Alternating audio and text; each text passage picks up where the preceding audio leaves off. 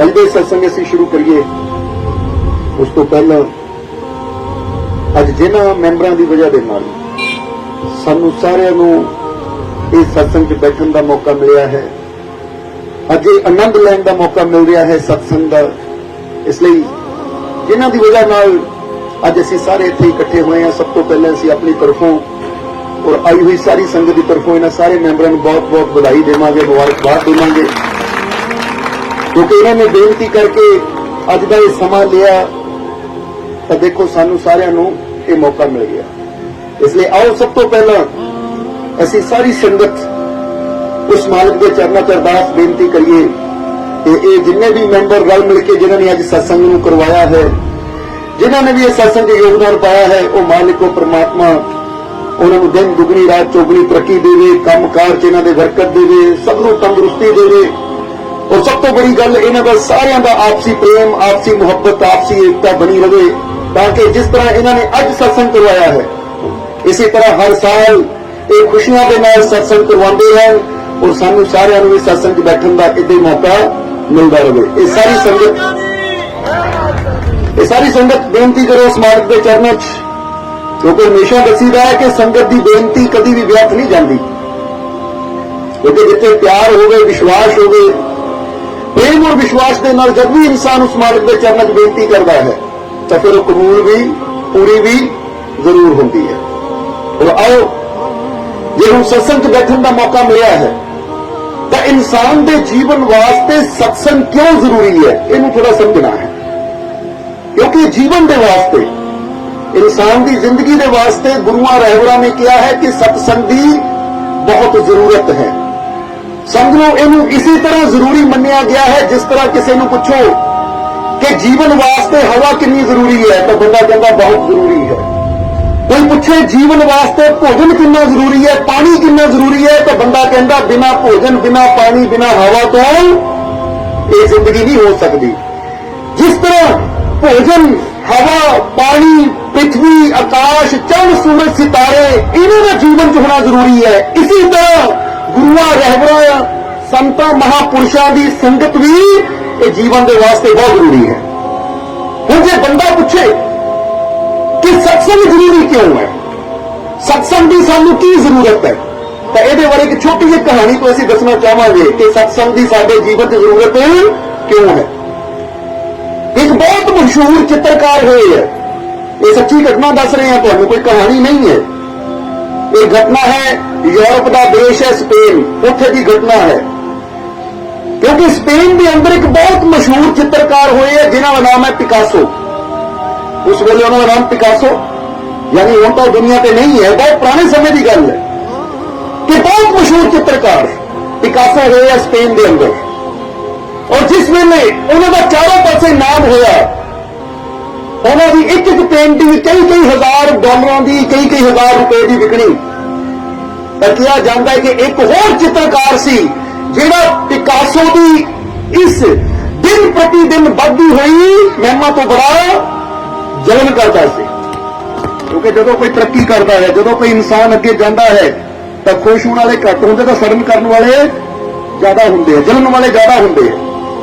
इसी तरह जिदा जिदा पिकासो का चारों पासे नाम होने लगा तो एक चित्रकार सी जिहड़ा अंदरों अंदर बड़ा जेलस करता सी और सोचता सी कोई नहीं, मैं भी मेहनत करनी है, पिकासो तो अच्छा बन के दिखाना है। इसलिए उस चित्रकार ने की किया कि 3 महीने उन्हें मेहनत करके एक चित्र तैयार किया, एक तस्वीर तैयार की। वो तस्वीर सी एक औरत की जिन्हें हार श्रृंगार किया हुआ है और हार श्रृंगार करके वो दरवाजे पे खड़ी है, इस तरह खड़ी है कि अपने पति का इंतजार कर रही है। उसने 3 महीने लगाए वो तस्वीर तैयार की थी और तस्वीर वाकई बड़ी खूबसूरत सी, तस्वीर वाकई बहुत खूबसूरत सी। इसलिए उन्हें मन तो सोचा कि 3 महीने लगे मैनू ये तस्वीर बनाने, तस्वीर बहुत खूबसूरत है, और इनू मैं ऐसी जगह रखा जिथे सारे लोग देखन तो मेरी तारीफ भी होवे और मेरा नाम भी पिकासो की तरह मशहूर हो जाए। पर फिर भी उसके मन च किते ना किते ख्याल आता सी कि इनू लगान तो पहला ऐसी जगह जिथे दुनिया देखे, एक बार मैं किसी को पूछ लवा कि ये कोई कमी तो नहीं, क्योंकि जे माड़ी मोटी कमी होवे तो कमी नूं पूरा किया जाए। हुण कहंदे है कि उसने अपने परिवार के मैंबरां नूं सज्जणा मित्रां नूं दिखाना शुरू किया कि भाई देखो मैं तस्वीर बनाई है, हुण मैनूं दुनिया के सामने लैके जाना है, जरा देखो इत्थे कोई कमी तां नहीं। हुण सारे देखदे सी और कहंदे सी बड़ी सुंदर तस्वीर है, बहुत सुंदर तस्वीर है, कोई कमी नहीं है। हुण जिद्दां जिद्दां लोग उहदी तस्वीर दी उस्तत कर रहे हैं, उहदी तस्वीर दी सुंदरता दा बखान करदे, उहनूं भी खुशी हुंदी है कि मेरी मेहनत सफल हो गई। क्योंकि 3 महीने मैं दिन रात मेहनत करके तस्वीर तैयार की, इतनी खूबसूरत तस्वीर, और सारे कह रहे कोई कमी नहीं है, बिल्कुल ठीक। पर इहदे मन नूं अंदर किते लगदा सी कोई कमी होवे ना, इसलिए पता लग जाए मैनूं ताकि लोगों के सामने जाण तो पहले मैं कमी नूं दूर कर दूं। इसी तरह उन्हें अपने हर रिश्तेदार नूं, दूर के रिश्तेदार नूं, नेड़े के रिश्तेदार नूं बुलाना। एक दिन उन्हें अपने एक दूर के रिश्तेदार का पता लगा कि वलेंसिया तो उहदा कोई रिश्तेदार आया, एक शहर का नाम है स्पेन के अंदर, कि उत्थों कोई रिश्तेदार आया है। तो उन्हें उन्होंने भी बुलाया कि मेरी तस्वीर देख ला, क्योंकि आने वाले अगले संडे, अगले एतवार तस्वीर मैं लोगों के सामने लै जानी है, जिथे सारे लोग देखेंगे इसको, इसलिए तू भी आके देख ले, ये तेनू कोई कमी लगती तू भी दस। हुण कहते जदों उहदा रिश्तेदार आया तो उस रिश्तेदार के नाल एक उहदा मित्र भी सी, एक दोस्त भी सी, वो भी नाल आ गया। हुण जदों ये दोनों ही आए, आगे तस्वीर देखी तो इसके रिश्तेदार ने बड़ी तारीफ की थी, तस्वीर बहुत सुंदर है, पर जिहड़ा उहदा मित्र सी वो कहंदा तस्वीर 'च एक कमी है। उन्हें चित्रकार कहता कमाल की गल, अज तक जिन्निया ने भी देखा उन्होंने कहा कंप्लीट है, पूरी है, पूरी है, पर यह कहता है कमी है कौन है, ये है कौन? तो उसने पूछा चित्रकार ने की कमी है अंदर, मैनू दस की कमी है अंदर। वो कहता कमी मैं भी दूर करके दसदा तेनू कि की कमी है, बस तू मैनू थोड़ा रंग लिया दे, एक ब्रश लिया दे। तो चित्रकार कहता किते तस्वीर ही ना खराब कर दे, मेरी इन्नी मेहनत है किते खराब ही ना कर देवे। पर फिर भी उन्हें रिश्तेदार ने क्या मेरे ते यकीन रख, मेरे ते यकीन रख, तू ये जो मंग रहा लिया के देवे, वाकई तेनू ਇਹਦਾ पता नहीं है कौन है, तू लिया के दे, ਇਹਦੀ कमी जो भी माड़ी मोटी तस्वीर दी हुई दूर हो जाएगी। उन्होंने अपने रिश्तेदार पर विश्वास करके अंदर गया, ब्रश लिया, रंग लिया। उस आदमी ने जिन्हें किया सी मेरे अंदर एक कमी है, उन्हें की किया, ब्रश पकड़िया और लाल रंग के विच ब्रश डुबोया, और वो औरत जो खड़ी इंतजार कर रही है साई धज के, उन्होंने बस इको ही काम किया कि उसके मथे ते एक लाल बिंदी बना दी। जितनी लाल बिंदी बनाई वो तस्वीर की खूबसूरती होर भी बढ़ गई। वो चित्रकार कहता कमाल हो गई, मैनू लगता सी कोई कमी है, पर यह कमी कोई जान नहीं पाया, कोई समझ नहीं पाया, ये कमी कोई जान नहीं पाया, कोई समझ नहीं पाया। पर तू कौन है? उन्हें पूछा कि जिन्हें एक कमी समझ नहीं लई और इसमें दूर भी कर दिता, कौन है तू? तो रिश्तेदार कहता तू पहचानिया नहीं, कोई आप पिकासो है, ये पिकासो है, बहुत बड़ा चित्रकार।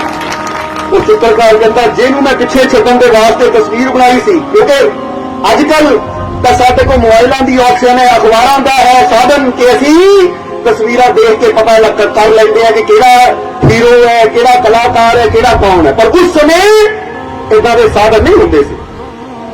जे अज तो इंसान 30-35 साल पिछे ही चला जाए तो हुण तुहाडा तां सानूं पता नहीं, पर असीं अगर अपने बचपन नूं देखदे हां तो बचपन 'च अखबारां नहीं होंदियां सी, तो यह भी नहीं पता हुंदा सी कि साडा राष्ट्रपति कौन है, नाम ही पता हुंदा सी ज्ञानी जैल सिंह, पर उसकी तस्वीर की है, दिसदा किदां दा है वो पता ही नहीं हुंदा सी। पर अजकल मोबाइलों पे टीवी ते इन्नियां सुविधावां हो गई हैं कि अजकल तो फोटो फटाफट ही आ जाती है, प्रधानमंत्री है, आ राष्ट्रपति है, आ फलाना मिनिस्टर है, वो हर चीज की तस्वीर फटाफट बंदे नूं मिल जाती है। पर जो 25-30 साल पिछे चले जाइए तो उस वेले इन्नी सुविधा नहीं सी। फिर जदों पिकासो का समा सी, हुण लोगों को नाम तो पता सी कि बहुत बड़े चित्रकार है, पर शक्लों कोई पहचानता नहीं सी, बस जिन्हों दसिया जाए वही जान पाता सी कि यह पिकासो है। जरा समझना, हुण जदों उस चित्रकार ने नाम सुनिया पिकासो तो देखता रह गया। पर फिर उन्हें हथ जोड़ते, कहता महाराज मैं तो एनी मनी मन तुहाडे तो जन्म करदा सी, कि उन्होंने नाम इन्ना उच्चा हो गया, मैं उन्होंने तो भी उच्चा होके दिखाना है। पर अज तुहानू मिल के मैनू पता लग गया, अज तुहानू मिल के मैनू पता लग गया कि हाले मैनू सीखण दी लोड़ है तुहाडे कोलों। और पिकासो ने कोई गल कही, जरा समझना सारे जी, पिकासो ने कोई गल कही कि इंसान उदों ही अगे बढ़ सकता है जदों मन दे विचों नफरत नूं खत्म कर देवे। अगर मन दे विच नफरत रूपी पत्थरां दे, जिस तरह तुसीं समझ लो कि चढ़ाई चढ़ना होवे तो बंदा उदों ही चढ़ाई आसानी नाल चढ़ सकता है जे वो भार दा हल्का होवे। तो जे पत्थर सिर ते चक्के होण या बंदा सोचे कि बोझ उठाया होवे तो फिर जरा सोचो कि एक पत्थरां दा बोझ उठा के तो बंदा साधारण जी चढ़ाई नहीं चढ़ सकता, तो कामयाबी की चढ़ाई बंदा कितना चढ़ेगा। पिकासो ने कहा कि कामयाब होने वास्ते नफरत का बोझ लेके अगे नहीं बढ़ सकते, बस सानू की चाहिए है, कामयाब होने वास्ते अपनी मेहनत नूं बढ़ाना पैना है। हुण जरा समझना, इत्थे असीं अज इस सत्संग की शुरुआत इस कहानी तो क्यों की। हुण वो असली पॉइंट पे आ जाइए। कहानी सुनाने का मतलब की सी कि जिस तरह उस चित्रकार ने 3 महीने लाए, उन्हें बड़ी सुंदर तस्वीर तैयार की और सारे कहते सी कोई कमी नहीं है दे अंदर। इसी तरह हम एक कहानी के एक एक पॉइंट को अपने जीवन के नाल जोड़िए। इसी तरह अगर बंदा जीवन च देखे तो बंदा ही पता की कहता है, वो मैनू संतां की लोड़ की है, मैनू गुरु की लोड़ की है, मेरे जीवन च किहड़ी कमी है। जरा सोचना सारे जी, समझो इस चीज में। जितना चित्रकार कह रहा है कि मेरी तस्वीर पूरी है, मेरी तस्वीर कंप्लीट है, इसके अंदर कोई कमी नहीं है, पर फिर भी उन्हें लगता सी कोई ना कोई कमी है। इसी तरह अगर बंदा अपने जीवन को देखे तो बंदा भी कई बार कह दिंदा है कि मैनू ज्ञान की जरूरत है नहीं, मैनू समझने की जरूरत है नहीं, क्योंकि मैं पहले ही सब कुछ जानता हाँ, मैनू पहले ही बहुत ज्ञान है। पर फिर भी किते ना किते बंदे को अपने अंदर पता होता है कि मेरे जीवन च हाले कमी है।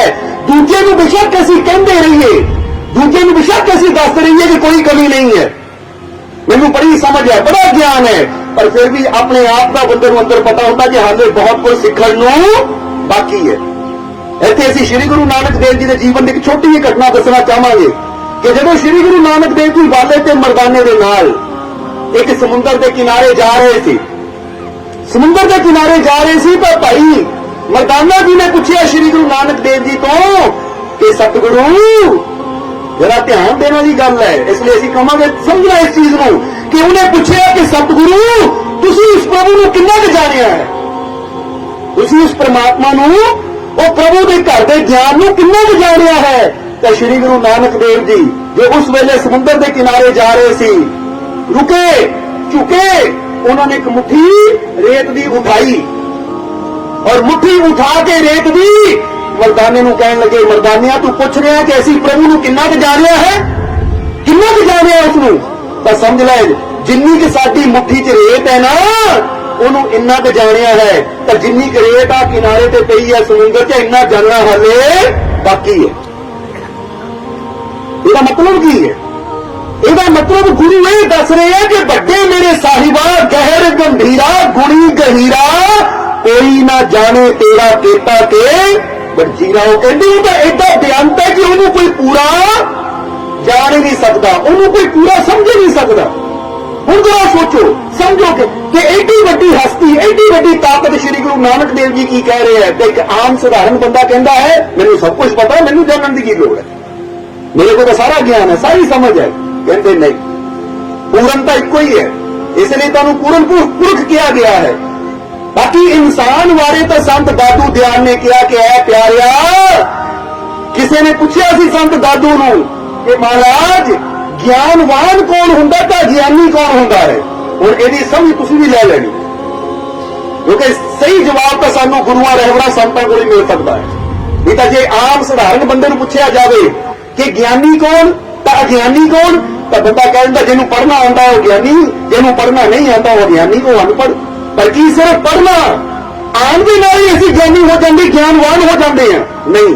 जब पूछिया संत दादू नू कि महाराज ज्ञानवान कौन है, ज्ञानी कौन है और अज्ञानी कौन, तो संत दादू ने की जवाब दिता? संत दादू कहते तू पूछ रहा अज्ञानी कौन तो ज्ञानी कौन, ये समझ ले कि जिहड़ा कभी मैनू सब पता है, मैं सब जानता हाँ, वो ज्ञानी। बड़ा समझने वाली गल है। जिहड़ा कभी मैनू सब कुछ पता है, मैं जानता रब नूं, मैं जानता परमात्मा नूं, मैं जानता सब कुछ, कहते वो ज्ञानी है। तो फिर कहते मारे फिर ज्ञानवान कौन है? वो कहते ज्ञानी वो है जो हर वेले सीखण नूं तैयार रहिंदा है। ज्ञानवान वो है जिहड़ा हर वेले सीखण नूं तैयार रहिंदा है, जिहनूं जिੱਥੋਂ भी ज्ञान मिलदा उत्थों वो शिक्षा ले लैंदा है, जिहनूं जिੱਥੋਂ भी कोई समझ की गल मिलती है उत्थों वो सीख लैंदा है, क्योंकि ज्ञानवान इंसान हर जगह तो ज्ञान इकट्ठा करता चला जाता है। समझते हो अपने? तो अज्ञानी बंदा जिहड़ा मैनूं सब कुछ पता, मैनूं ज्ञान लैण दी की लोड़ है, मैनूं सत्संग जाण दी की लोड़ है, मैनूं संतां दी बाणी सुणन दी की लोड़ है, मैनूं सब कुछ पता है। कहंदे जिहड़ा कहे मैनूं सब कुछ पता वो अज्ञानी। ताही तो संत दादू दयाल ने कहा है कि दादू सब ही गुरु किए पशु पंछी बन राए। वो कहते मैं तो सबने गुरु बनाया है, चाहे वो पशु है, चाहे पंछी है, चाहे जंगल है, वन है, चाहे पेड़ पौधे है। तो किसी ने कहा मारे सबनों गुरु बनाया, इसका मतलब की? वो कहते मैं सबनों गुरु बनाया, इसका मतलब मैं हर चीज चो ज्ञान लिया है, हर चीज चो मैं शिक्षा ली है, हर चीज चो मैं कुछ ना कुछ समझ लेंगे।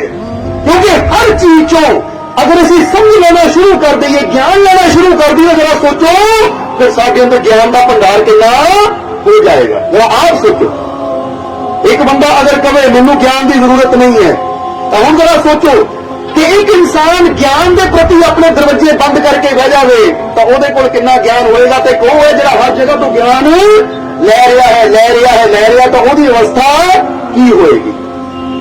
ताही किया जाता है कि ऐ प्यारिया तेनू जरूरत है, तू जिन्ना मर्जी कही जा। जिदा चित्रकार कहता सी मेरी तस्वीर कंप्लीट, मेरी तस्वीर पूरी, इदे बंदा भी कहता मेरी अकल पूरी, मेरी समझ पूरी, मेरा ज्ञान पूरा, मैनू जरूरत ही नहीं है।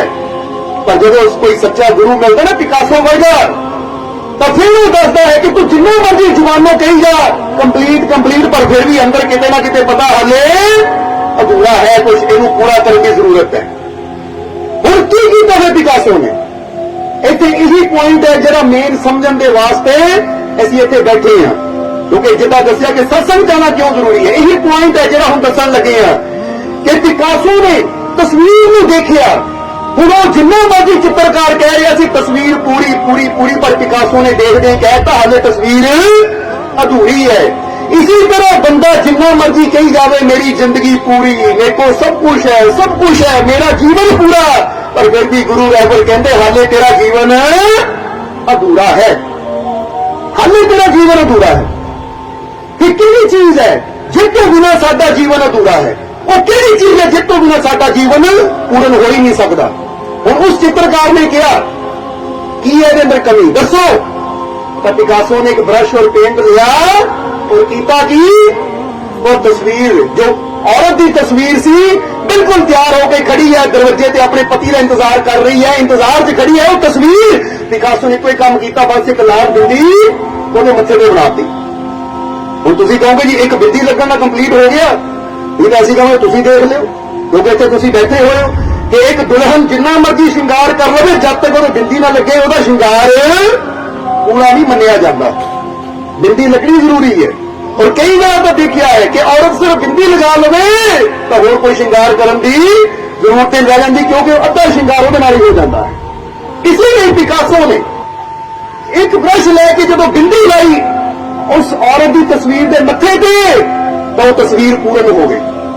हुण इत्थे तुहानूं एक गल दसनी चाहांगे कि तुसी अज जिन्ना मर्जी कह लो पूर्ण पूर्ण पूर्ण, पर हाले तक साडे जीवन च कमियां है, फिर साडी कमी किद्दां पूरी होएगी? तो जरा सोच लो कि पिकासो ने की कीता, बिंदी लाई और बिंदी कित्थे लगदी है? मत्थे ते।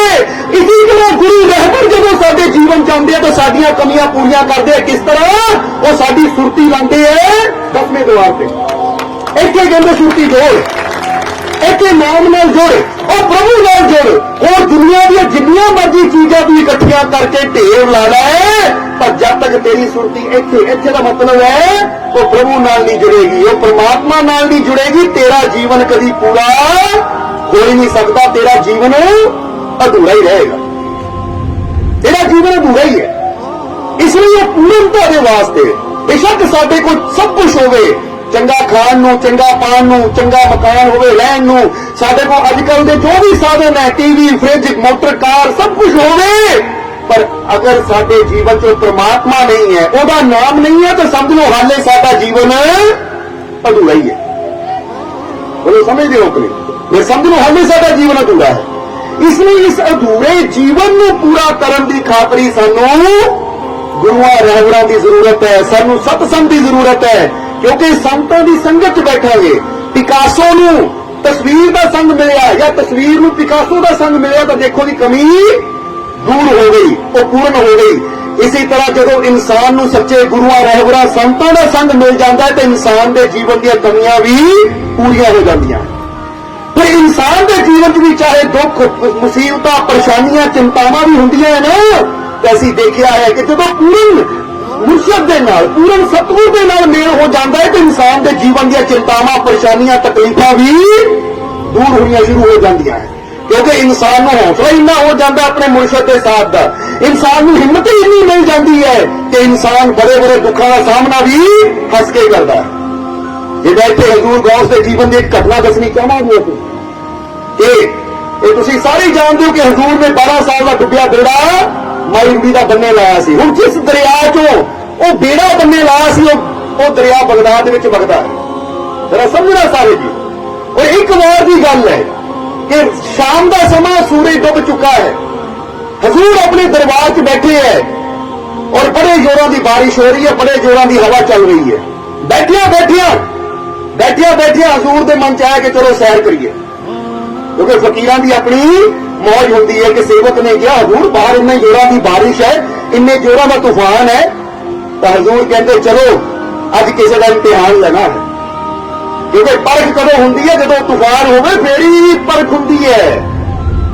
ਸਮਝਣਾ ਜ਼ਰਾ ਸਾਰੇ ਜੀਵ। ਘੜਾ ਕੱਚਾ ਹੈ ਜਾਂ ਪੱਕਾ ਪਤਾ ਕਦੋਂ ਲੱਗਦਾ? ਜਦੋਂ ਉਹਨੂੰ ਠੋਕ ਕੇ ਦੇਖਿਆ ਜਾਂਦਾ ਹੈ।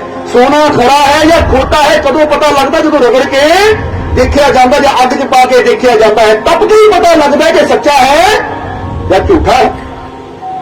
ਜਰਾ ਸਮਝੋ ਸਾਰੇ ਜੀ। ਇਸੇ ਲਈ ਹਜ਼ੂਰ ਨੇ ਕਿਹਾ ਚਲੋ ਇਸ ਦੀ ਪਰਖ ਕਰਨੀ ਹੈ, ਚਲਿਏ, ਕਿਉਂਕਿ ਵਕਤ ਹੈ ਕਿਸੇ ਨੂੰ ਕੁਝ ਦੇਣ ਦਾ। ਅਗਰ ਤਾਂ ਪਾਸ ਹੋ ਗਿਆ ਤਾਂ ਲੈ ਜਾਏਗਾ, ਇਹ ਤਾਂ ਚਲੋ ਹੋਰ ਮਿਹਨਤ ਕਰਨੀ ਪਏਗੀ। ਜਿੱਦਾਂ ਇੱਕ ਬੱਚਾ ਹੁੰਦਾ ਹੈ, 1 ਸਾਲ ਪੂਰਾ ਅਗਰ ਮਿਹਨਤ ਕਰਦਾ ਪਾਸ ਹੋ ਜਾਂਦਾ ਹੈ ਤਾਂ ਅਗਲੀ ਕਲਾਸ ਚਲਾ ਜਾਂਦਾ ਹੈ। ਤਾਂ ਜੇ ਪਾਸ ਨਾ ਹੋਵੇ ਤਾਂ ਟੀਚਰ ਕਹਿੰਦਾ ਬੇਟਾ ਹਾਲੇ ਹੋਰ ਮਿਹਨਤ ਕਰਨ ਦੀ ਜ਼ਰੂਰਤ ਹੈ, ਹਾਲੇ 1 ਸਾਲ ਹੋਰ ਲਾ, ਹਾਲੇ ਹੋਰ ਮਿਹਨਤ ਕਰ। ਜਦੋਂ ਇਸ ਲਾਇਕ ਹੋ ਗਿਆ, ਪੇਪਰਾਂ 'ਚ ਪਾਸ ਹੋ ਗਿਆ, ਤੈਨੂੰ ਅਗਲੀ ਕਲਾਸ ਵਿੱਚ ਲੈ ਜਾਵਾਂਗੇ, ਪਰ ਹਾਲੇ ਮਿਹਨਤ ਦੀ ਲੋੜ ਹੈ। ਸੋ ਹਜ਼ੂਰ ਨੇ ਜਦੋਂ ਵਚਨ ਕੀਤਾ ਕਿ ਕਿਸੇ ਨੂੰ ਦੇਣਾ ਹੈ ਕੁਝ, ਅਗਰ ਪਾਸ ਹੋ ਗਿਆ ਤਾਂ ਲੈ ਜਾਏਗਾ, ਨਹੀਂ ਤਾਂ ਹੋਰ ਮਿਹਨਤ ਕਰਨ ਦੀ ਉਹਨੂੰ ਜ਼ਰੂਰਤ ਹੋਏਗੀ। ਫਿਰ ਉਹਨੂੰ ਸਮਝਾਵਾਂਗੇ ਹਾਲੇ ਹੋਰ ਮਿਹਨਤ ਕਰ। ਕਹਿ ਕੇ ਉਸ ਬਾਰਿਸ਼ ਵਿੱਚ ਹਜ਼ੂਰ ਨਿਕਲ ਪਏ, ਨਾਲ ਉਹਨਾਂ ਦੇ 2 ਸੇਵਕ। ਅੱਗੇ ਹਜ਼ੂਰ ਪਿੱਛੇ ਸੇਵਕ ਚੱਲਦੇ ਉਸੇ ਦਰਿਆ ਦੇ ਕਿਨਾਰੇ ਆ ਗਏ ਜਿਹਦੇ ਚੋਂ ਕਦੀ ਉਹਨਾਂ ਨੇ 12 ਸਾਲ ਦੇ ਡੁੱਬੇ ਬੇੜਿਆਂ ਨੂੰ ਬੰਨੇ ਲਾਇਆ ਸੀ। ਉਸ ਦਰਿਆ ਦੇ ਕਿਨਾਰੇ ਆ ਗਏ। ਜਦੋਂ ਉੱਥੇ ਆਏ ਤਾਂ ਹਜ਼ੂਰ ਨੇ ਆਪਣੇ ਸੇਵਕ ਨੂੰ ਕਿਹਾ ਕਿ ਅਸੀਂ ਦਰਿਆ ਤੋਂ ਪਾਰ ਜਾਣਾ ਹੈ। ਉਹ ਸਾਹਮਣੇ ਇੱਕ ਮਲਾਹ ਦਾ ਘਰ ਹੈ, ਦੱਖਾਂ ਦੀ ਕੁੱਲੀ ਸੀ ਦਰਿਆ ਦੇ ਕਿਨਾਰੇ, ਜਿੱਥੇ ਇੱਕ ਮਲਾਹ ਰਹਿੰਦਾ ਸੀ, ਜਿਹੜਾ ਕੰਮ ਸੀ ਲੋਕਾਂ ਨੂੰ ਇਸ ਕਿਨਾਰੇ ਤੋਂ ਉਸ ਕਿਨਾਰੇ ਛੱਡ ਕੇ ਆਣਾ ਤਾਂ ਫਿਰ ਆਪਣੀ ਮਿਹਨਤ ਦੇ ਪੈਸੇ ਲੈਣੇ। ਹਜ਼ੂਰ ਨੇ ਸੇਵਕ ਨੂੰ ਕਿਹਾ ਕਿ ਉਹ ਘਰ ਹੈ ਇੱਕ ਮਲਾਹ ਦਾ, ਜਾ ਉਸ ਮਲਾਹ ਨੂੰ ਬੁਲਾ ਕੇ ਲਿਆ ਔਰ ਉਹਨੂੰ ਕਹਿ ਦਰਿਆ ਤੋਂ ਪਾਰ ਜਾਣਾ ਹੈ। ਹੁਣ ਕਹਿੰਦੇ ਹੈ ਜਦੋਂ ਇਹ ਸੇਵਕ ਗਿਆ ਭਿੱਜਦਾ ਹੋਇਆ ਉਸ ਬਰਸਾਤ ਦੇ ਅੰਦਰ, ਹਜ਼ੂਰ ਵੀ ਖੜੇ ਆ, ਬਰਸਾਤ ਦਾ ਆਨੰਦ ਲੈ ਰਹੇ ਆ, ਤੂਫਾਨ ਜ਼ੋਰਾਂ ਤੇ, ਪਰ ਇਹ ਸੇਵਕ ਦੌੜ ਕੇ ਗਿਆ। ਮਲਾਹ ਆਪਣੇ ਘਰ ਦੇ ਅੰਦਰ ਬੈਠਾ ਸੀ, ਇਸਨੇ ਦਰਵਾਜ਼ਾ ਖੜਕਾਇਆ, ਮਲਾਹ ਨੇ ਦਰਵਾਜ਼ਾ ਖੋਲ੍ਹਿਆ ਤਾਂ ਪੁੱਛਿਆ ਹਾਂਜੀ ਦੱਸੋ। ਇਹਨਾਂ ਕਿਹਾ ਭਾਈ ਦਰਿਆ ਤੋਂ ਪਾਰ ਜਾਣਾ ਹੈ, ਕੀ ਤੂੰ ਚਲੇਗਾ? ਤਾਂ ਮਲਾਹ ਨੇ ਹੱਸ ਕੇ ਕਿਹਾ ਤੂੰ ਠੀਕ ਹੈ, ਹਾਲਾਤ ਦੇਖ ਰਿਹਾ, ਬਰਸਾਤ ਕਿੰਨੀ ਤੇਜ਼ ਹੈ, ਤੂਫਾਨ ਕਿੰਨੇ ਜ਼ੋਰਾਂ ਤੇ ਹੈ, ਉਹ ਇੰਨੀ ਤੇਜ਼ ਬਰਸਾਤ, ਇੰਨੇ ਜ਼ੋਰਾਂ ਤੇ ਤੂਫਾਨ ਹੈ, ਤੂੰ ਠੀਕ ਹੈ? ਇਹ ਇਦਾਂ ਦੇ ਹਾਲਾਤ ਹੈ ਕਿ ਅਗਰ ਇਸ ਵਕਤ ਅਸੀਂ ਬੇੜਾ ਲੈ ਕੇ ਦਰਿਆ 'ਚ ਜਾਵਾਂਗੇ ਤਾਂ ਭਾਈ ਫਿਰ ਤਾਂ ਇਹ ਜਾਨ ਤੇ ਗੁਜ਼ਰਿਆ ਮੌਤ ਦੇ ਮੂੰਹ 'ਚ ਜਾਣ ਦੀ ਗੱਲ ਹੈ। ਜਿਹੜਾ ਅਕਲਮੰਦ ਹੁੰਦਾ, ਉਹ ਸਮਝਦਾਰ ਹੁੰਦਾ, ਉਹਨੂੰ ਪਤਾ ਅੱਗੇ ਮੌਤ ਹੈ ਤਾਂ ਉੱਧਰ ਪੈਰ ਨਹੀਂ ਵਧਾਉਂਦਾ। कि इदां दी तेज बरसात विच, इदां दे तेज तूफान विच बेड़ा लैके जाना मौत के मुंह जान के बराबर है। इसलिए माफ कर, तेनू मरन का शौक होएगा, मेरे बीवी बच्चे है भाई, मैनू मरन का शौक है नहीं, इदां दे हालात विच मैं नहीं जा सकता, तू जा। तो उस वेले उस आदमी ने कहा, ओ भाई मैं नहीं जाना, तेनू पता किने नहीं जाना है? वो मलाह कहता किने जाना है? कोई भी होवे, इदां दे तूफान विच मैं जा ही नहीं सकता, तू भी जाके कहवे जिन्हें भी जाना है कि इदां दे तूफान विच जाके अपनी जान नू खतरे च ना पाओ। ਇਹਦਾ ਜਾਣ ਬੁੱਝ ਕੇ ਮੌਤ ਦੇ ਮੂੰਹ ਜਾਣ ਦੀ ਗੱਲ ਹੈ। ਉਸਨੇ ਉਸ ਸੇਵਕ ਨੇ ਕਿਹਾ ਭਾਈ ਸੁਣ ਲੈ ਪਹਿਲਾਂ, ਜਾਣਾ ਕੌਣ ਚਾਹੁੰਦਾ ਹੈ? ਉਹ ਕਹਿੰਦਾ ਕੌਣ ਹੈ? ਉਹ ਕਹਿੰਦਾ ਜਾਣਾ ਚਾਹੁੰਦੇ ਹਜ਼ੂਰ ਗੌਸ ਪੀਰਾਂ ਨੇ ਪੀਰ। ਜਦੋਂ ਹਜ਼ੂਰ ਦਾ ਨਾਮ ਸੁਣਿਆ ਮਲਾਹ ਨੇ, ਉਹ ਕਹਿੰਦਾ ਹਜ਼ੂਰ ਜਾਣਾ ਚਾਹੁੰਦੇ ਹੈ? ਉਹ ਕਹਿੰਦਾ ਹਾਂ। ਉਹ ਕਹਿੰਦਾ ਠਹਿਰ ਕੇ ਹੁਣੇ ਆ। उन्होंने किंतु परंतु नहीं की, कोई सवाल जवाब नहीं किया, पहला लख नखरे कर रहा सी। तो उसने उन्हें कहा तू मैंने पहला क्यों नहीं दसिया हजूर ने जाना है? मैं तो सोचा तू जाना या किसी होर आदमी ने जाना है, क्योंकि इदां दे हालात विच मैं आप भी जाना पसंद नहीं करूंगा तो किसी को भी जान की राय नहीं दूंगा। पर तू कहता हजूर ने जाना, पहला क्यों नहीं दसिया? चल चलिए। कहते हजूर का नाम सुनते ਉਹਦੇ अंदर जो तूफान का डर सी, जो बरसात का फिक्र सी, वो सारा खत्म हो गया। उन्हें फटाफट अपने चप्पू ले, जो नाव नूं चलाउण वास्ते चप्पू हुंदे है, फटाफट चप्पू ले और दौड़ गया। कहंदा जल्दी चल किथे है? कहंदे उत्थे हजूर खड़े है।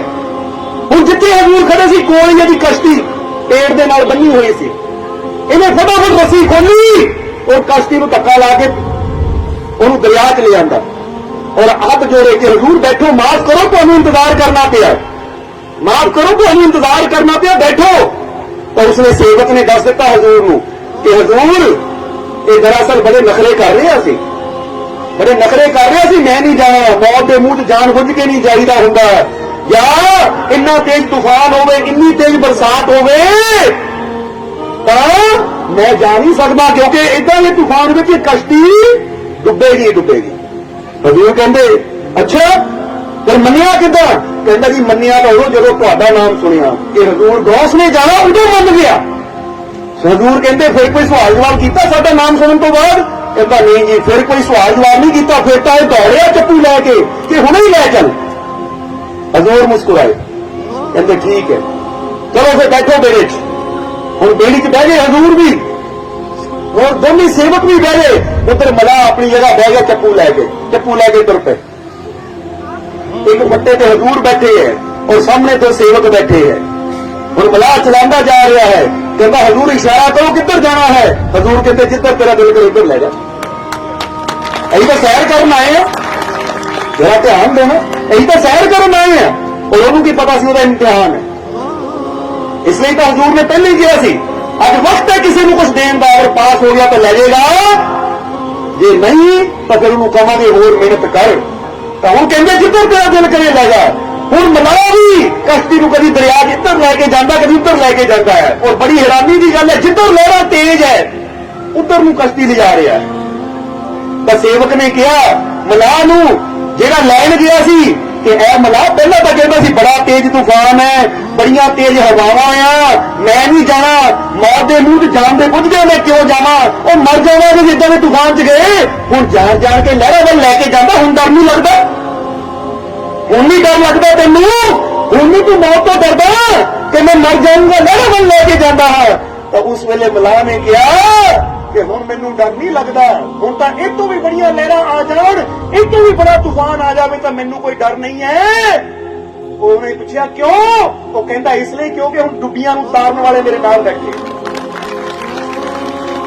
जदों डुब्बियां नूं तारन वाला मेरे बेड़े च मेरे नाल बैठा होवे तां किसी लहर दी, किसी तूफान दी कोई ताकत नहीं है कि वो मेरे बेड़े नूं डुबो सके। इसलिए मैं भी ये लहरां नूं दिखाना चाहता कि वो टाइम हुंदा जदों तुसी मैनूं डरांदियां हो। अज मेरा टाइम है कि मैं तुहानूं डराना है, क्योंकि अज मेरे नाल बैठा है डुब्बियां तारन वाला। जरा समझो सारे जी, ये विश्वास हुंदा है, ये यकीन हुंदा है, ये भरोसा हुंदा है कि मेरे नाल कौन है, मेरे नाल कौन है। जदों इन्हें इंसान को पता होवे, विश्वास होवे, तो फिर इंसान के सारे डर, सारियां चिंतावां दूर हो जांदियां। ये तो जरा सोचो तुसीं, इहनूं दुनियावी तौर पर समझ लो कि तुसी कल्ले तुरे जा रहे हो अपनी गड्डी च, कल्ले अपनी गड्डी च जा रहे हो, अगे पुलिस का नाका लगा है, अगे पुलिस का नाका लगा है, तुहाडा दिल डर जाता कि रोक ना लैन। एक बार तो हो जाता कि नहीं कि टाइम खराब करनगे, चलो मेरे पेपर पूरे है पर फिर भी मेरा टाइम खराब होएगा या मैनू पुछणगे। इसलिए बंदे अंदर एक डर होता है और बंदा चुप चपीते लंघण की कोशिश करता है।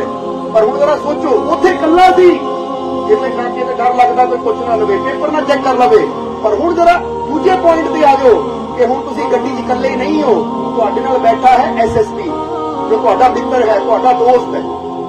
बोलो समझदे हो कि नहीं? क्योंकि तुहाडा मित्र है SSP, तुहानू प्यार है, वो तुहाडे नाल बैठा है। हुण लगा अगे नाका, हुण लगा अगे नाका, तो सच दस्सिओ ਜਦੋਂ एडा ਵੱਡਾ अफसर साडे नाल बैठा होवे तो की साडे अंदर कोई माड़ा जिहा भी डर होएगा कि ये थानेदार रोक के मेरे पेपर चेक करेगा, ये थानेदार रोक के मेरी गड्डी मैनू परेशान करेगा, मैनू सवाल जवाब करेगा? नहीं, बल्कि तुसीं आप हसदे रहे कितां भी तुहाडे साहब नाल ही बैठे। देख ले बंदा एक मान जे नाल, बंदा एक मान जे ना जाएगा। जिद्दां बंदा कहंदा ना कोई चंगी चीज होवे कोल तां बंदे नूं एक फकर जिहा हो जांदा कि लै भी मेरे कोल इदां दी चीज है, इदां दा मेरा सज्जन मित्र दोस्त है कि मैनू अमान है उस पर। इसलिए भी बंदा बेफिक्रा जिहा हो के शायद गड्डी रोक के शीशा थल्ले करके दसे हाँ भी कितना असाब बैठे हो, ठीक है, उन्होंने भी हाथ जोड़ते हो, दसो ठंडा पानी चाह ले आइए, कुछ ले आइए। जरा समझना सारे जी, क्योंकि पता है कि जो इन्हों की बड़ी ताकत मेरे को बैठी है तो छोटे मोटे हाथ जोड़ सकते हैं, मेरा नुकसान नहीं कर सकते। इसी तरह ये तूफान, ये नेरियां, ये बरसात मिला कहता हुण मैनू काहदा डर, एक समा सी ਜਦੋਂ ਇਹ ਮੈਨੂੰ ਡਰਾਉਂਦੇ ਹੁੰਦੇ ਸੀ, ਪਰ ਅੱਜ ਸਮਾਂ ਹੈ ਇਹ ਤੂਫਾਨ ਨੂੰ ਮੈਂ ਡਰਾਣਾ ਹੈ, ਕਿਉਂਕਿ ਅੱਜ ਮੇਰੇ ਨਾਲ ਉਹ ਤਾਕਤ ਬੈਠੀ ਹੈ ਜੋ 12 ਸਾਲ ਦੇ ਕੁੱਤੇ ਬੰਨੇ ਲਾਉਣ ਵਾਲੀ ਹੈ। ਇਹ ਵਿਸ਼ਵਾਸ ਮਲਾਦ ਹੈ, ਇਹ ਭਰੋਸਾ ਮਲਾਦ ਹੈ। ਹਜ਼ੂਰ ਮੁਸਕਰਾਏ ਜਦੋਂ ਇੰਨੀ ਗੱਲ ਸੁਣੀ, ਹਜ਼ੂਰ ਕਹਿੰਦੇ ਬੇੜਾ ਵਾਪਸ ਲੈ ਲੈ। ਕਹਿੰਦਾ ਹਜ਼ੂਰ ਬਸ ਬਸ ਹਲੇ ਹੋਰ ਸੈਰ ਨਹੀਂ ਕਰਨੀ। ਹਜ਼ੂਰ ਕਹਿੰਦੇ ਜੋ ਦੇਖਣਾ ਸੀ, ਜੋ ਪਰਖਣਾ ਸੀ ਉਹ ਪਰਖ ਲਿਆ। ही कहा ना कि परख होती है तो पता लगता सोना खरा है या खोटा है। हजूर कहते जो परख करनी सी, जो परखना सी वो हो गई परख, और पता लग गया सोना खरा है। और जब सोना खरा होवे तो फिर वो भी गल का हार बनाया जाता है, खोटिया को गल का हार नहीं बनाया जाता। बोलो समझते हो कि नहीं? और तुम लै जाओ सोने कोई ऐसी डली लै जाओ सुनियार को कि भाई आ सोना लगती, देखिए ना हार बनाना है तो सुनियार देखे नहीं ये तो पित्तल है। अच्छा वो पूछे पित्तल का हार बना दे, लै पित्तल का हार कोई गलत भाई बनेगा, कोई बर्तन बना लवांगे, कोई घर की चीज बना लवांगे, पर हार कितना बनेगा? हार तो सोने का बनता है। इसी तरह हजूर ने किया, कहते जो परखना सी, जो देखना सी वो देख लिया, ये पास हो गया। इसलिए चलिए कहते जो वापस किनारे ते नाव आई, जो किनारे ते नाव आई तो हजूर ने उन्होंने कहा कि अज एक इम्तिहान सी तो जो पास हो गया, क्योंकि खुदा की तरफों कुतुबियत का रुतबा साडे को आया सी कि ऐ गौस एक कुतुबियत का ताज, एक वलीयत का ताज किसी ने सिर ते रख दे, बस ये परख हो गई, तू पास हो गया, लै अज तो वलीयत का ताज तेरा। भाई तो कहते हैं कि मेरा गौस चाहे सो कर दिखलावे ताको कोई रोक न पावे, अग्नि में तुन घास बचावे, लोटे में दरिया सुमावे। ये तो हजूर दियां करनियां वाले दसिया है कि किस तरह अग दे विच भी उन्होंने घाह की रक्षा की, क्योंकि किसी ने सवाल करता सी हजूर गौस नूं, हजूर गौस नूं सवाल कीता सी, वो भी सिया समय दा बादशाह जिन्हें हजूर नूं सवाल कीता कि हजूर तुसी एक गल मैनूं दसो कि जो तुहानूं मिलेगा, तुहाडे नाल जुड़ेगा, जिदा बंदा होंदा ना मैं हजूर नाल जुड़ गया, हजूर दा हो गया, कि जो तुहाडा होएगा कि वो नरकां दी अग च सड़ेगा।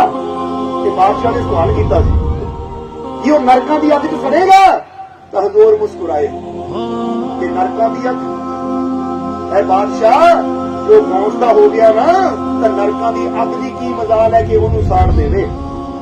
वो कहता सबूत की है, जो बंदा कहना प्रूफ की है, प्रूफ दियो कि प्रूफ की है, वो कहता हजूर सबूत की है कि नरकां दी अग नहीं साड़ेगी। तो उसने हजूर कहते आप मैंने सबूत देंगे।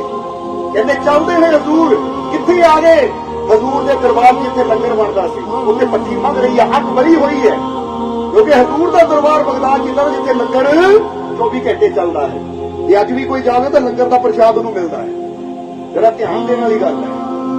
इसलिए हजूर उत्थे चले गए और जाके हजूर ने जिथे खड़े सी हजूर के कदमां दे थले, क्योंकि अजकल तो बंदा अपने घर में फर्श लगा लेता है, पक्कियां प्लेटा लवा लेता है, मार्बल लवा लेता है, टाइला लवा लेता है, और वो समा सी जदों घास ही होंदी सी। हजूर झुके और जिथे हजूर के कदम सी हजूर ने थोड़ी जी घास उखाड़ी, सुखी हुई घास हजूर ने बादशाह के हाथ में रख दी। कहते लै बादशाह, ये असी एक घा तेनू दे रहे हाँ, हुण इनू अग च साड़। जरा समझना सारे जी, इतने इसी शब्द अंदर यही लिखा है कि मेरा गौस चाहे सो कर दिखलावे ताको कोई रोक न पावे, अग्नि में तुण घास बचावे। घास का तुण यानी तुणका तिनका होता ना घास का, कहते ओनू अग चो किदा बचाता है। हजूर ने बादशाह नू दित्ती तो कहते बादशाह ने कहा कि मारे ये घा ये तो अग च पैंदे ही सड़ जाएगा, ये तो अग च पैंदियां ही सड़ जाएगा, क्योंकि घा नूं तां देखदियां देखदियां अग लग जाती है। हजूर कहते फिर साड़। कहते बादशाह ने जिद्दां ही घा अग वल कीता, तो जिस तरह तुसीं देखिया ना कदी मोमबत्ती जगदी होवे जां अग होवे, कोई हवा आवे तो अग परे नूं हो जाती है, अग परे नूं हो जाती है। कहते घा विच सुੱਟਿਆ राजे ने, बादशाह ने, अग परे नूं हो गई, वो घा नूं सेक नहीं लगा। हुण राजा लोहे के चिमटे नाल घा नूं पकड़ के कदी इधर अग वल करदा है, कदी उधर करदा है, पर घा अग दे विच तां है, पर वो अग नूं छू नहीं रही, यानी साड़ नहीं रही। राजा हैरान हो गया, बादशाह हैरान हो गया, कहंदा एक ही चमत्कार। हजूर कहते तू आप ही देख लै, एक घा नूं गौस के कदमां दी शोह मिल गई, ओनू ये अग नहीं साड़ सकती, तो जिहड़ा दिलों गौस नाल जुड़ गया ओनू नरकां दी अग ही साड़ेगी। ये प्रूफ है, कहना सबूत भी है, कहते सबूत है। हुण जरा समझना कि ये गुरुआं रहबरां दे जीवन दीयां कोई सच्चियां घटनावां हुंदियां है, कोई सच्चियां साखियां हुंदियां जिहड़ियां सानू इसलिए सुनाईयां जांदियां ताकि साडे अंदरों प्रेम और विश्वास पैदा होवे। पर कई मनमुखी हुंदे है जिहड़े कहंदे ले इदां हो ही नहीं सकदा। बोलो समझदे हो कि इदां कदी हो ही नहीं सकदा। हुण जिहड़ा बंदा कहे ना इदां नहीं हो सकदा, इत्थे असीं एक छोटी जी गल दसणी चाहुंदे हां, ये तो तुहानू ही पता लग जाएगा, क्योंकि कई कहते हैं ये संतां फकीरां गुरुआं दी साखियां तां झूठियां है, ये तां ऐनी बड़ियां बड़ियां गल्लां कीतियां है। बोलो समझदे हो कि नहीं? कई कह दिंदे इदां दे मनमुखी, पर इत्थे दसना चाहांगे एक छोटी जी कहानी कि एक बार एक आदमी ਉਹਦੇ हार्ट च पेन होने लगी। एक पिंड दा रहण वाला सी, ਉਹਦੇ हार्ट विच दिल दे विच बड़ी जोरां दी दर्द होने लगी, तां ਉਹਨੇ सोचा कि शहर के सब तो बड़े डॉक्टर ਨੂੰ ਦਿਖਾਵਾਂ, क्योंकि हार्ट स्पैशलिस्ट है, ये दिल का स्पैशलिस्ट है, ਉਹਨੂੰ ਦਿਖਾਵਾਂ। ਉਹ ਗਿਆ ਉਹਦੇ हॉस्पिटल, डॉक्टर ने ਉਹਦੇ दिल के सारे टेस्ट किए। टेस्ट करने तो बाद डॉक्टर ने देखा कि ਇਹਦੇ हार्ट ਦੀਆਂ कुछ नाड़ियां ब्लॉक है, इसलिए ਇਹਨੂੰ कुछ दवाइयां दे के देखा ਜਿਹਦੇ ਨਾਲ ਇਹ ब्लॉकेज दूर होने की पूरी संभावना है कि ठीक हो जाएगा। इसलिए डॉक्टर ने अच्छियां अच्छियां दवाइयां कागज पे लिख दित्तियां ਜਿਹੜੀਆਂ ਉਹਦੇ हार्ट वास्ते जरूरी सी, क्योंकि डॉक्टर पर्ची दिंदे दवाई तो सानू बाहरों मैडिकल स्टोर तो या कैमिस्ट की दुकान तो लैनी पैंदी है, डॉक्टर तो पर्ची दिंदे, उन्हां दी अपनी ज्ञान के मुताबिक जिहड़ी सब तो बेस्ट दवाई सी, अच्छी दवाई सी ब्लॉकेज नूं दूर करन दी, उन्हें वो दवाई लिख के उस आदमी नूं दे दित्ती और कहा कि लै भाई ये दवाई 15 दिन खानी है, मैनूं पूरी उम्मीद है कि 15 दिन तेरी दर्द ठीक हो जाएगी। हुण कहते वो आदमी वो पर्ची लेके बाहर निकला हॉस्पिटल तो और सोचना किसी मेडिकल स्टोर तो मैं दवाई ले लैवां। हुण जिद्दां ही मेडिकल स्टोर लभदा जा रहा है तां क्यों ਉਹਦੇ ही पिंड दा एक गुआंढी ਉਹਦੇ ही पिंड दा गुआंढी तुरिया आ रहा है, ਉਹਨੂੰ ਕਹਿੰਦਾ ਤੂੰ ਇੱਥੇ ਕਿੱਦਾਂ शहर च? ਉਹ ਕਹਿੰਦਾ भाई दिल च दर्द होई सी और हार्ट स्पैशलिस्ट डॉक्टर को गया सी, ਉਹਨੇ चेकअप किया, मशीना ला के देखिया मेरे दिल नूं कुछ ब्लॉकेज दसी है, उन्हें आ दवाई दी है लिख के कि मेडिकल स्टोर तो ले लै, 15 दिन खानी तेरी दर्द दूर हो जाएगी। कहता अच्छा केड़ी दवाई दिखा? उन्हें दवाई देखी, पर्ची ऐसा ऐसा करके देखी, कहता ले आ बकवास दवाई, आ दवाई की है ऐनी तेन मूर्ख बनाता होना, पर बेकार की दवाई है, इन्ना कोई फर्क नहीं पड़ा है, नहीं कोई असर एदा, बेकार की गल है, जरा समझना। कहता अच्छा गुआंढी सी पिंड दा रहण वाला ਉਹਨੂੰ ਕਾਫੀ ਸਾਲਾਂ ਤੋਂ ਜਾਣਦਾ ਸੀ। ਜਦੋਂ ਬੰਦਾ ਕਿਸੇ ਨੂੰ ਕਾਫੀ ਸਾਲਾਂ ਤੋਂ ਜਾਣਦਾ ਹੋਵੇ ਤੇ ਉਹਦੀ ਗੱਲਾਂ ਦਾ ਅਸਰ ਵੀ ਬੰਦੇ ਤੇ ਜਲਦੀ ਹੋ ਜਾਂਦਾ ਹੈ। ਤਾਂ ਹੀ ਤਾਂ ਤੁਸੀਂ ਕਦੀ ਗੌਰ ਕਰਨਾ, ਅਸੀਂ ਗਏ ਗੁਰੂਆਂ ਦੇ ਕੋਲ, ਸੰਤਾਂ ਕੋਲ, ਫਕੀਰਾਂ ਕੋਲ, ਫਕੀਰ ਕਹਿੰਦੇ ਫਿਕਰ ਨਾ ਕਰ, ਰਹਿਮਤ ਹੋ ਜਾਣੀ ਹੈ। ਅਸੀਂ ਘਰ ਆਉਂਦੇ ਹਾਂ, ਘਰ ਸਾਡਾ ਗੁਆਂਢੀ ਕਹਿੰਦਾ ਲੈ ਨਹੀਂ ਰਹਿਮਤ ਹੋਣੀ। ਅੱਛਾ, ਕਿੰਨੇ ਸਾਲਾਂ ਦਾ ਪੜੋਸੀ ਕਹਿੰਦਾ ਰਹਿਮਤ ਨਹੀਂ ਹੋਣੀ, ਤਾਂ ਮਤਲਬ ਸੱਚੀ ਹੋਣੀ ਨਹੀਂ। ਯਾਨੀ ਸਾਨੂੰ ਸੰਤਾਂ ਦੀ ਗੱਲ ਤੇ ਯਕੀਨ ਨਹੀਂ ਹੁੰਦਾ, ਸਾਨੂੰ ਯਕੀਨ ਹੁੰਦਾ ਹੈ ਆਂਢੀਆਂ ਗੁਆਂਢੀਆਂ ਦੀ ਗੱਲਾਂ ਤੇ। ਹੁਣ ਜਰਾ ਪੁੱਛਣ ਵਾਲਾ ਹੋਵੇ ਕਿ ਜੇ ਉਹਨਾਂ ਦੀਆਂ ਗੱਲਾਂ ਤੇ ਯਕੀਨ ਹੈ ਤਾਂ ਭਾਈ ਉਹਨਾਂ ਨੂੰ ਪੁੱਛੋ ਰਹਿਮਤ ਕਿੱਦਾਂ ਹੋਣੀ ਹੈ। ਤਾਂ ਜੇ ਰਹਿਮਤ ਦਾ ਤੁਹਾਨੂੰ ਪਤਾ ਹੈ ਤਾਂ ਫਿਰ ਅੱਜ ਤੱਕ ਤੁਸੀਂ ਇੱਥੇ ਕਿੱਦਾਂ ਬੈਠੇ? ਜਿੱਦਾਂ ਕਹਿੰਦੇ ਨਾ ਰਾਜਾ ਰਾਮ ਮੋਹਨ ਰਾਏ ਸੀ, ਜਰਾ ਗੌਰ ਕਰਨਾ, ਰਾਮ ਮੋਹਨ ਰਾਏ, ਉਹਦਾ ਉਹਨੂੰ ਰਾਜਾ ਕਿਹਾ ਜਾਂਦਾ, ਉਹਦਾ ਕਿਸੇ ਰਿਆਸਤ ਦੇ ਰਾਜਾ ਨਹੀਂ ਸੀ ਉਹ, ਪਰ ਰਾਜਾ ਸੀ ਕਿਉਂਕਿ ਉਹਨਾਂ ਦੇ ਵਿਚਾਰ ਬੜੇ ਉੱਤਮ ਸੀ, ਉਹਨਾਂ ਦਾ ਗਿਆਨ ਬੜਾ ਉੱਚਾ ਸੀ। ਇੱਕ ਦਿਨ ਉਹ ਆਪਣੇ ਇੱਕ ਮਿੱਤਰ ਨੂੰ ਮਿਲਣ ਗਏ। ਜਦੋਂ ਮਿੱਤਰ ਨੂੰ ਮਿਲਣ ਗਏ ਤਾਂ ਕੁਦਰਤੀ ਉਸ ਵੇਲੇ ਇੱਕ ਮਿੱਤਰ ਜਿਹੜਾ ਜਿਹਨੂੰ ਮਿਲਣ ਗਏ ਸੀ ਰਾਮ ਮੋਹਨ, ਉਸ ਵੇਲੇ ਉਹ ਬੈਠਾ ਹੋਇਆ ਸੀ, ਉਹਦੇ ਕੋਲ ਇੱਕ ਮਦਾਰੀ, ਯਾਨੀ ਜੋ ਘਰ ਘਰ ਜਾ ਕੇ ਚੀਜ਼ਾਂ ਵੇਚਦਾ ਹੁੰਦਾ ਸੀ।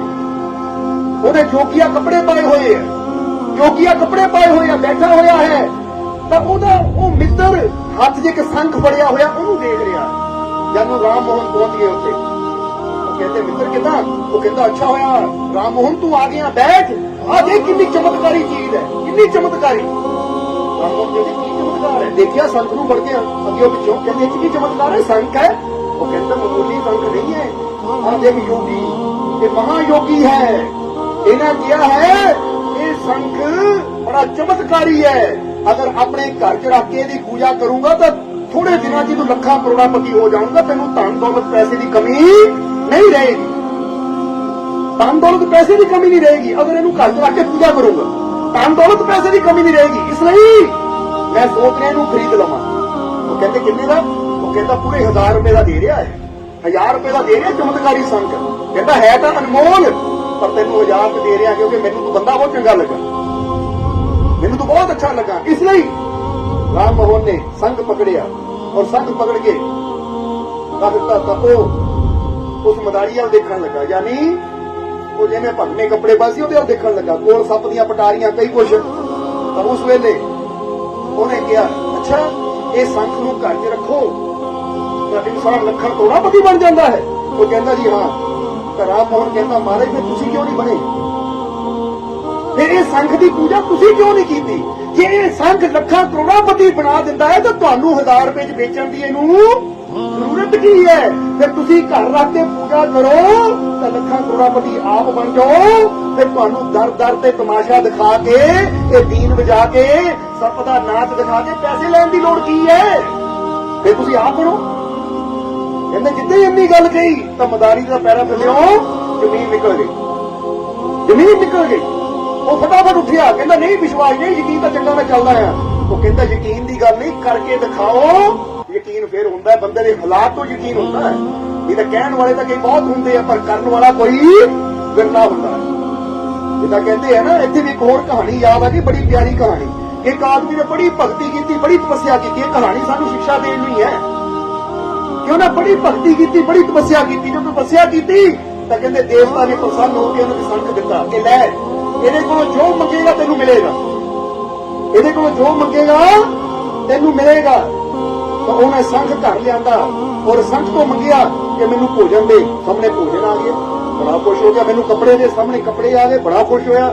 ਮੈਨੂੰ ਚੰਗਾ ਘਰ ਦੇ ਵਿੱਚ ਘਰ ਬਣ ਗਿਆ, ਦੇਖਦਿਆਂ ਦੇਖਦਿਆਂ ਸੁੰਦਰ ਘਰ, ਸੁੰਦਰ ਕੱਪੜੇ, ਸੁੰਦਰ ਭੋਜਨ, ਹਰ ਚੀਜ਼ ਅੱਛੀ ਤੋਂ ਅੱਛੀ ਹੋ ਗਈ, ਬੜਾ ਖੁਸ਼, ਬੜੀ ਖੁਸ਼ੀ ਨਾਲ ਜੀਵਨ ਜੀ ਰਿਹਾ। ਅਚਾਨਕ ਇੱਕ ਦਿਨ ਇੱਕ ਆਦਮੀ ਆਇਆ ਉਹਦੇ ਘਰ ਵਿੱਚ।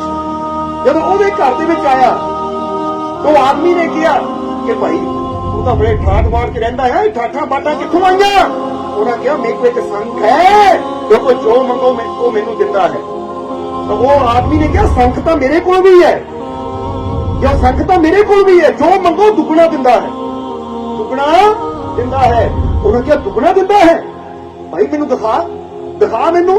तो कहंदे उस वेले उन्हें अपना संख कढ़िया और संख नू किया ऐ संख मैनू 2 रोटियां दे। तो संख कहता 2 क्यों 4 लै, 2 क्यों 4 दिंदा है। ये आदमी सुन के बड़ा खुश होया, कहता कमाल दी गल है, तो संख मेरे को भी चंगा है, मैं तो एक मंगला एको ही दिंदा, इस को 2 मंगो 4 दिंदा है। ये कहता भाई इदां कर, आप इदां करिए ਅਦਲਾ ਬਦਲੀ ਕਰ ਲਈਏ, ਮੇਰੇ ਵਾਲਾ ਸੰਗ ਤੂੰ ਲੈ ਜਾ, ਆਪਣੇ ਵਾਲਾ ਮੈਨੂੰ ਦੇ ਦੇ। ਉਹ ਆਦਮੀ ਕਹਿੰਦਾ ਠੀਕ ਹੈ, ਹੁਣ ਯਾਰੀ ਦੋਸਤੀ ਕਿੱਦਾਂ ਕਰ ਲਵਾਂਗੇ? ਇਹ ਦੌੜ ਕੇ ਗਿਆ, ਆਪਣਾ ਸੰਖ ਇਹਨੂੰ ਦਿੱਤਾ ਤੇ ਇਹਦੇ ਵਾਲਾ ਸੰਖ ਆਪ ਲੈ ਕੇ ਬਹਿ ਗਿਆ। ਉਹ ਆਦਮੀ ਨੇ ਵੀ ਸੰਖ ਲਿਆ, ਚਲਾ ਗਿਆ। ਹੁਣ ਜਦੋਂ ਇੱਧਰ ਬੜਾ ਖੁਸ਼ ਹੋਇਆ ਕਿ ਲੈ ਵੀ ਇਹ ਤਾਂ ਹੈ ਹੀ ਚਮਤਕਾਰੀ, ਇੱਕ ਕਹੋ ਤਾਂ 2 ਦਿੰਦਾ ਹੈ, 2 ਕਹੋ ਤਾਂ 4 ਦਿੰਦਾ ਹੈ। ਉਸਨੇ ਉਹਨਾਂ ਕਿਹਾ ਹੁਣ ਇਹਦੇ ਕੋਲ ਘੋੜਾ ਮੰਗ ਕੇ ਦੇਖਦੇ ਆ। ਜਿਹਨੇ ਉਹਨੇ ਕਿਹਾ ਇਹ ਸੰਖ ਮੈਨੂੰ ਇੱਕ ਘੋੜਾ ਦੇ, ਉਹ ਸੰਖ ਕਹਿੰਦਾ 1 ਕਿਉਂ 2 ਦਿੰਦੇ ਆ? ਉਹ ਕਹਿੰਦਾ ਚੱਲ 2 ਹੀ ਦੇ ਦੇ। ਉਹ ਕਹਿੰਦਾ 2 ਕਿਉਂ 4 ਦਿੰਦੇ ਆ? ਉਹ ਕਹਿੰਦਾ ਵੀ 4 ਹੀ ਦੇ ਦੇ। ਉਹ ਕਹਿੰਦਾ 4 ਕਿਉਂ 8 ਦਿੰਦੇ ਆ?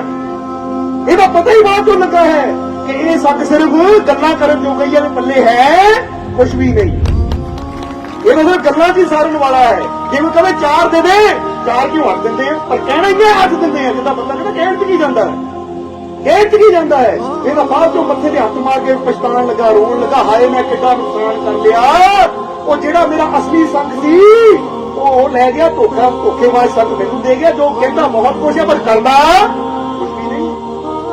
ਹੁਣ ਜਰਾ ਗੌਰ ਕਰਨਾ, ਇੱਥੇ ਤੁਹਾਨੂੰ ਵੀ ਕੋਈ ਗੱਲ ਕਵਾਂਗੇ ਕਿ ਤੁਹਾਡੇ ਜੀਵਨ 'ਚ ਵੀ ਤੁਹਾਨੂੰ ਐਸਾ ਸੰਖ ਮਿਲ ਸਕਦਾ ਹੈ ਕਿ ਜੋ ਮੰਗੋ ਉਹ ਤੁਹਾਨੂੰ ਮਿਲੇ। ਉਹ ਕਿਹੜਾ ਸੰਖ ਹੈ?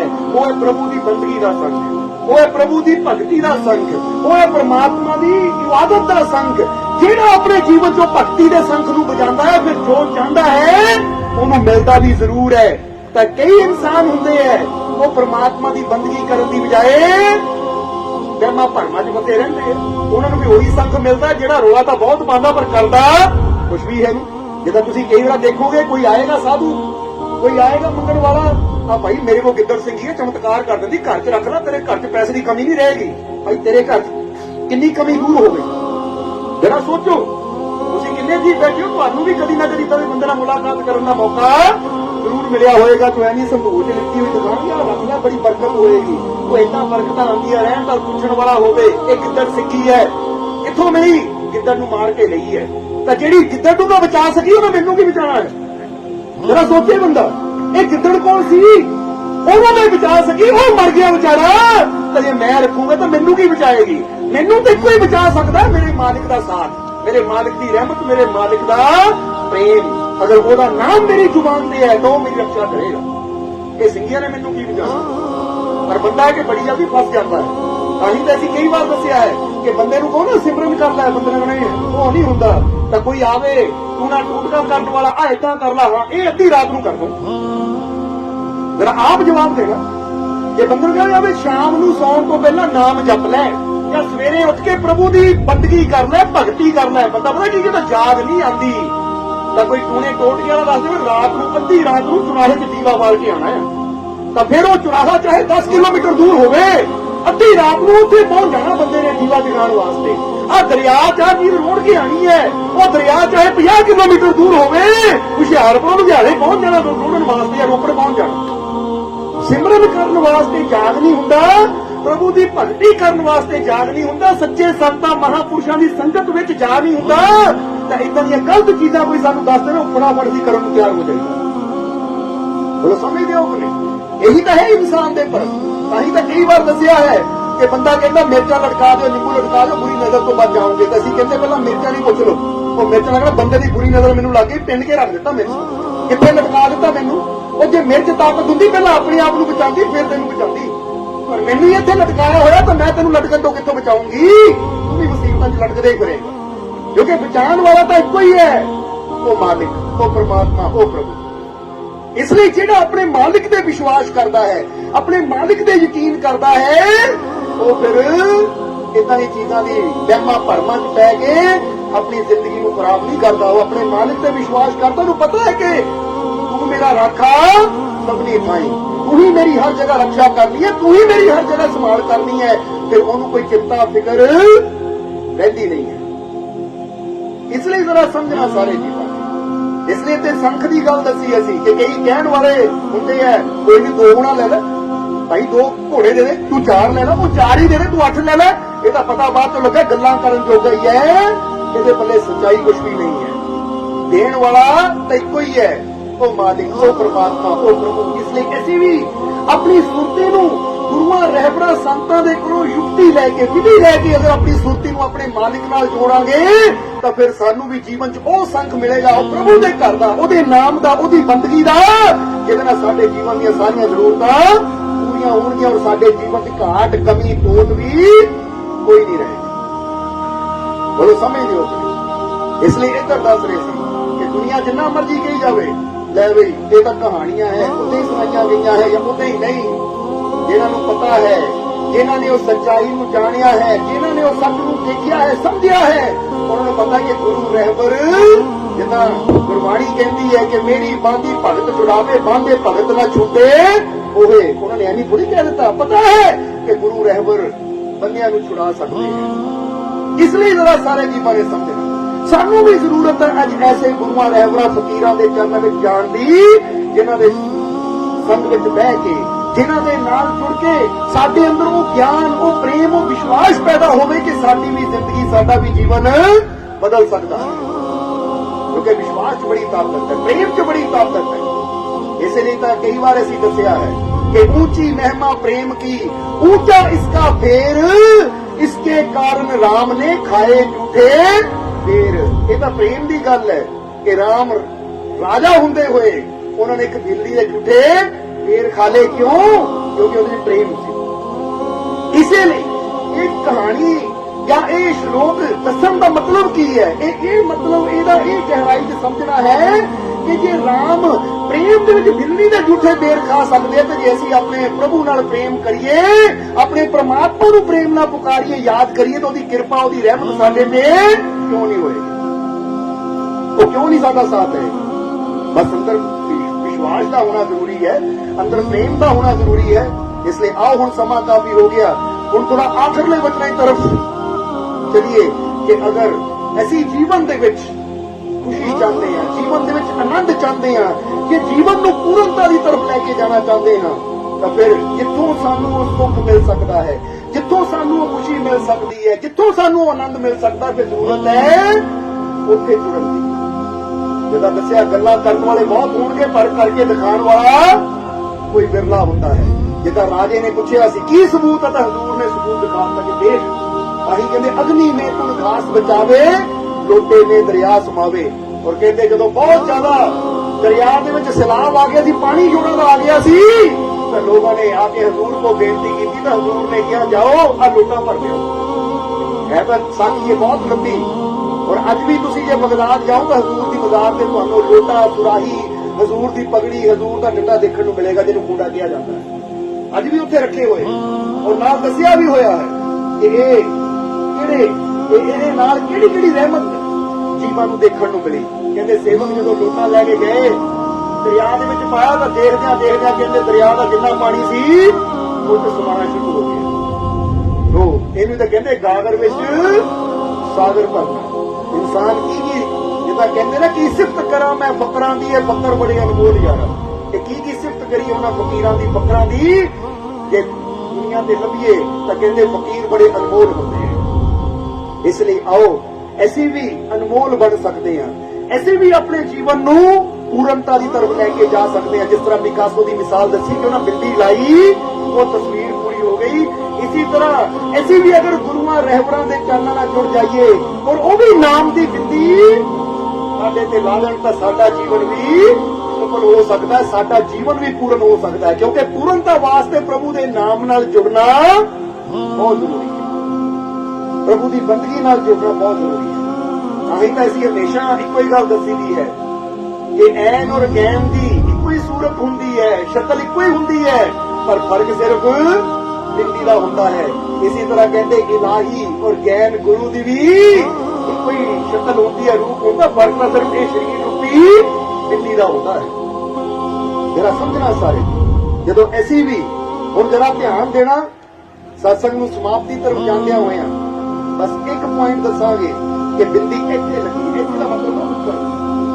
ਇਸੇ ਤਰ੍ਹਾਂ ਜਦੋਂ ਤੁਹਾਡੀ ਸੁਰਤੀ ਵੀ ਉੱਪਰ ਯਾਨੀ ਪ੍ਰਭੂ ਦੀ ਤਰਫ ਲੱਗ ਜਾਂਦੀ ਹੈ ਤਾਂ ਤੁਹਾਡੇ ਜੀਵਨ 'ਚ ਵੀ ਖੁਸ਼ੀਆਂ ਆ ਜਾਂਦੀਆਂ ਤੇ ਤੁਹਾਡੇ ਜੀਵਨ 'ਚ ਵੀ ਕੋਈ ਕਮੀ, ਕੋਈ ਤੋਟ, ਕੋਈ ਘਾਟ ਨਹੀਂ ਰਹਿ ਜਾਂਦੀ। ਕਿਉਂਕਿ ਜੇ ਇੱਕ ਬ੍ਰਿਕਸ਼ ਨੂੰ ਵੀ ਦੇਖਿਆ ਜਾਵੇ ਤਾਂ ਜਦੋਂ ਅਸੀਂ ਜੜ ਵੱਲ ਦੇਖਦੇ ਹਾਂ ਉਦੋਂ ਸਮਝਦੇ ਹੋ ਕਿ ਜੜ ਅਦ੍ਰਿਸ਼ਯ ਹੈ, ਨਜ਼ਰ ਨਹੀਂ ਆਉਂਦੀ, पर फल शाखा के ऊपर लगते नजर आते। ਉਹ ਸਮਝਦੇ ਹੋ ਕਿ ਨਹੀਂ?